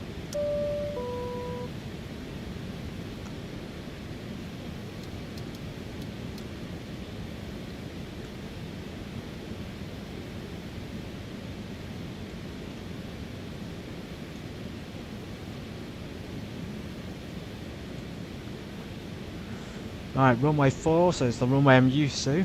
IFR, let's see if there's an ILS. Nope. So we're screwed in terms of ILS. There doesn't seem to be there's a Rouen DME VOR there, but we're not doing the VOR approach to runway 4. That's for runway 22 anyway. And of course the river and the valleys and the mountainous hills that go through it, etc.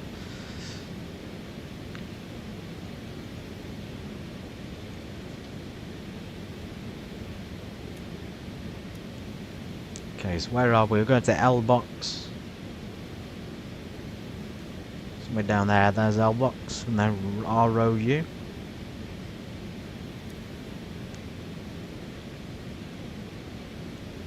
There's ROU. For some reason it's taken us there to go to runway 4. This will be an interesting one. It doesn't, so it seems to go to the end of the other runway, runway T2, and then do a U-turn back to runway 4. At which point we're definitely going to be hand flying the approach. So here's that beautiful landscape I was talking about. So the beautiful valley and the rivers, and we'll see it when we're a bit closer to it. You can just see there how the terrain is shaped around the city and the towns. Speed brakes armed.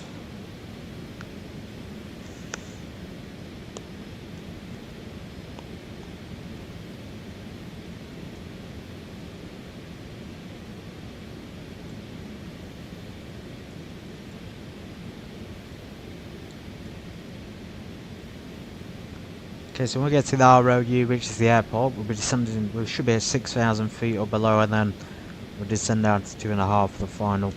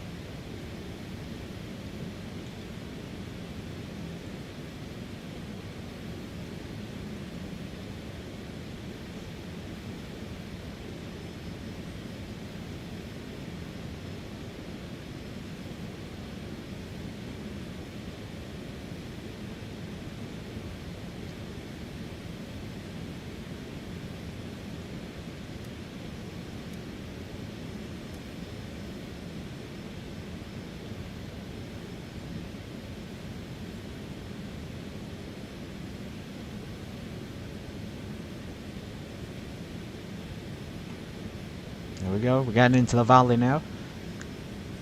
The valley shaped around the river.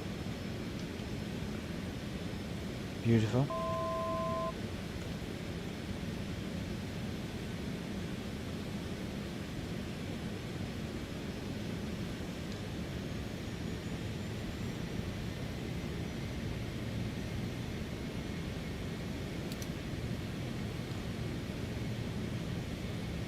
Giving us 240, so let's slow down to 240.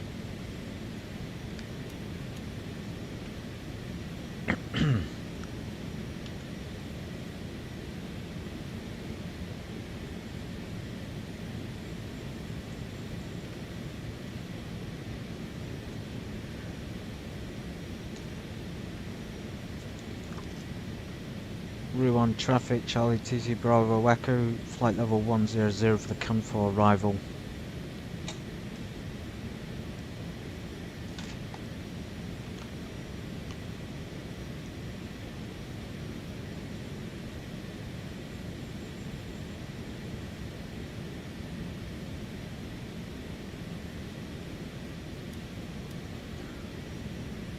Straight down, and then we get to runway 27. I'm thinking we could just avoid that and just go straight to final. It may make more sense to do that. Let's get descending down to runway, let's get descending down to 2,500 feet.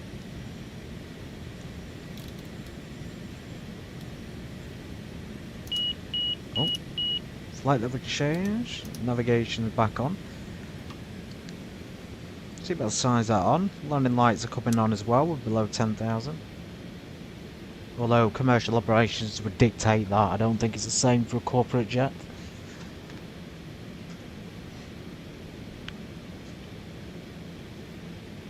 There it is, you can see the formation now of the towns, and there's that valley river that I was talking about. So the town itself is right where that river runs, and or the city should I say.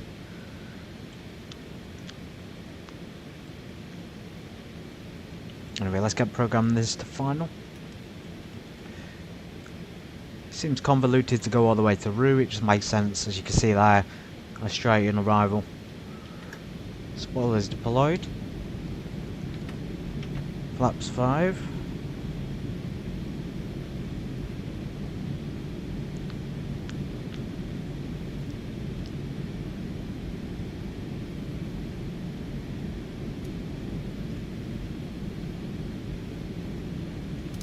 So it's saying 190 on the V speed, so that's absolutely fine. It's going to give us enough time to get down.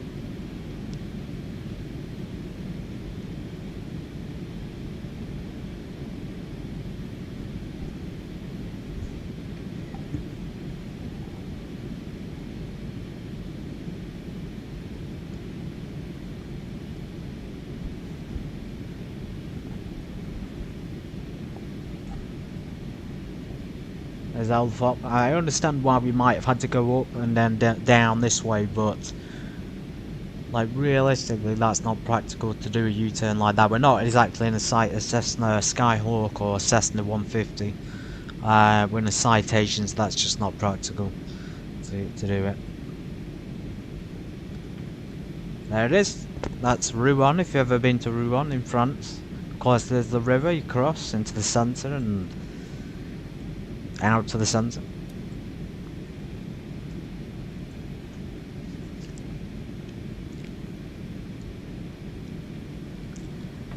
$15 degrees of flaps. So we've got a little bit of altitude to burn off, over 7 nautical miles, which is not a long time.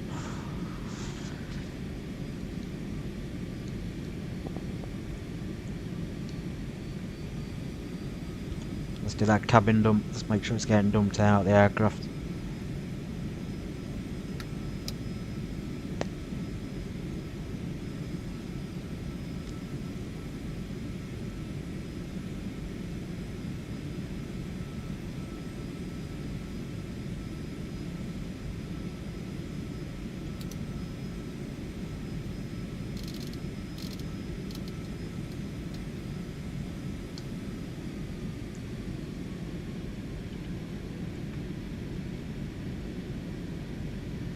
Absolutely incredible.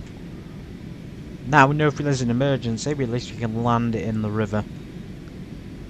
No sight of the airport. Oh, there's the airport over there. Fantastic. Proper French buildings. They took the time to make the buildings in France look French, but then they apply the same buildings all over Europe. So yeah, these are typical French architectural buildings. Some kind of estate there, business estate possibly, some kind of warehouse, import, export businesses. So we check the speed brakes, we're going to arm them with 2,500 feet, final height for the final. Keeping an eye out for the runway of course. Absolutely incredible place to land, you know, in a general aviation aircraft as well, not just in a, you can't land in an airliner. But in something like this Citation, it's well worth it.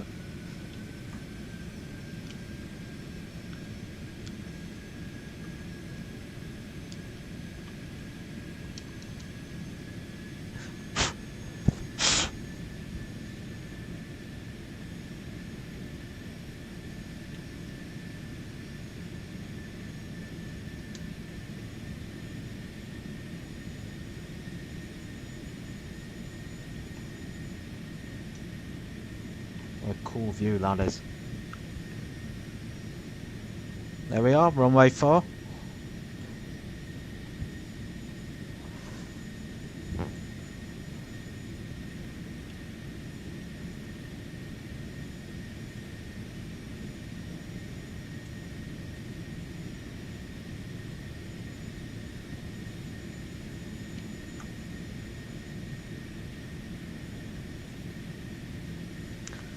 Awesome.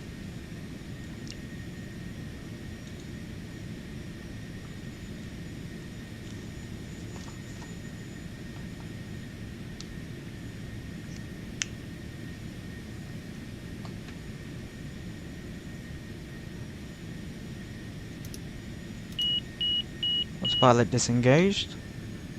Rouen traffic, Charlie 22 Bravo Echo is final, runway 04.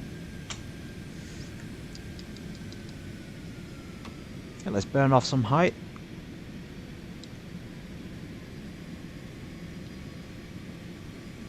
We got nice go around, clear go around there, nice and angled. Well, that's the hold, but we're going to use that for the go around should we need it. Go around height, I think, is probably straight back up to 2,500 feet. Gear down, full flaps. Notice it's a rather steep approach. We came in a bit high on that one.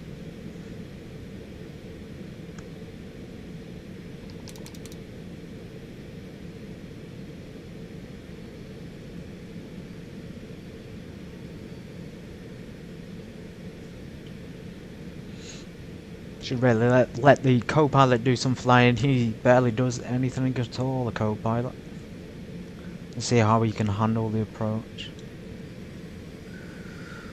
Nah, he's not doing a good job. I have control of the aircraft for final. Strong crosswind coming in. Just for reference, 10 knots, slight crosswind on the heft on the left of our nose.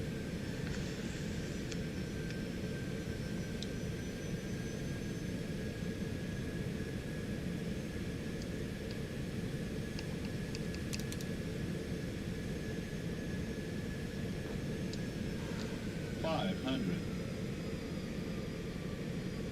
$400,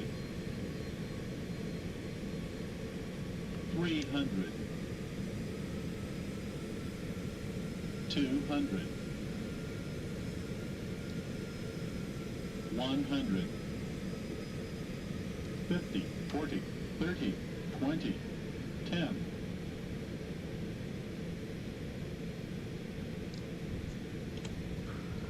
There's touchdown.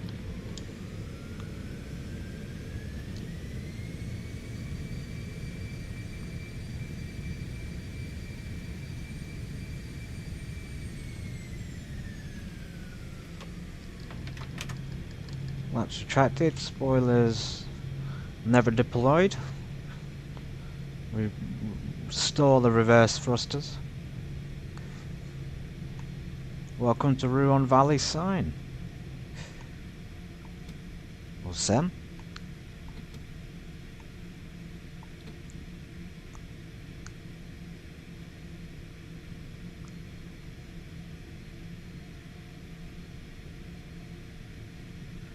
It's basically the easiest park up situation you've ever going to see in your life.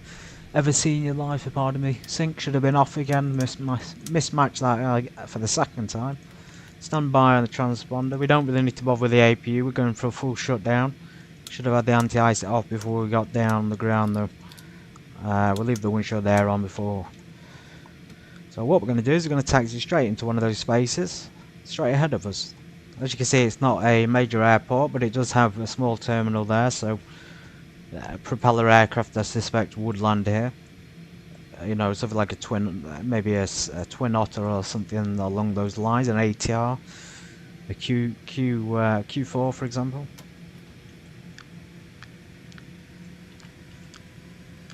You see over there, mostly propeller, general aviation propeller aircraft. We've got a Baron, Cessna.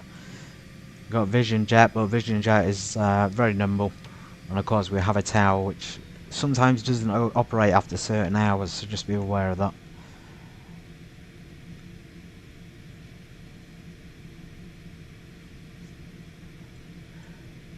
Takes the lights off, we don't want to blind ground crew.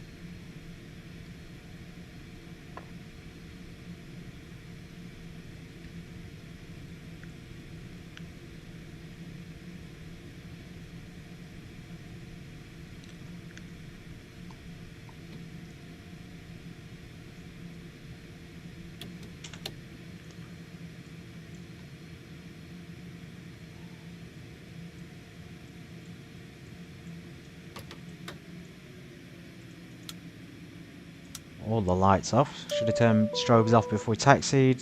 Seatbelt signs off. Isolation valves open.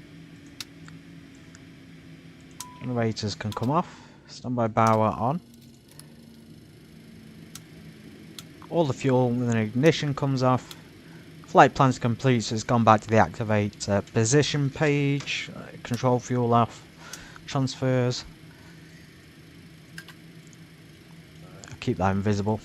Bleed air can be turned off. Usually it will go tell you there's a fault because the APU is not on. Cabin packs off. Windshield air. Transponders off, so we set that to standby. Navigation lights, avionics and ICAS, batteries. I'll leave the standby power on and the emergency power on as well. Oh, corporate jet work is heavy. Whew. Well, welcome to Rouen, everybody. Perfect parking, I have to say, and really good landing at both Guernsey Airport and Rouen. I found it really enjoyable, actually. One of the best sort of sectors you can fly. Two legs, or two sectors. One from London City to Guernsey, which went brilliantly. Second from Guernsey to Rouen, which also went brilliantly. So I hope you've enjoyed it. I'm glad you've all been here. Good to see the regulars. Good to see the new people. And I hope to see you on the next flight, wherever that may be. So take care.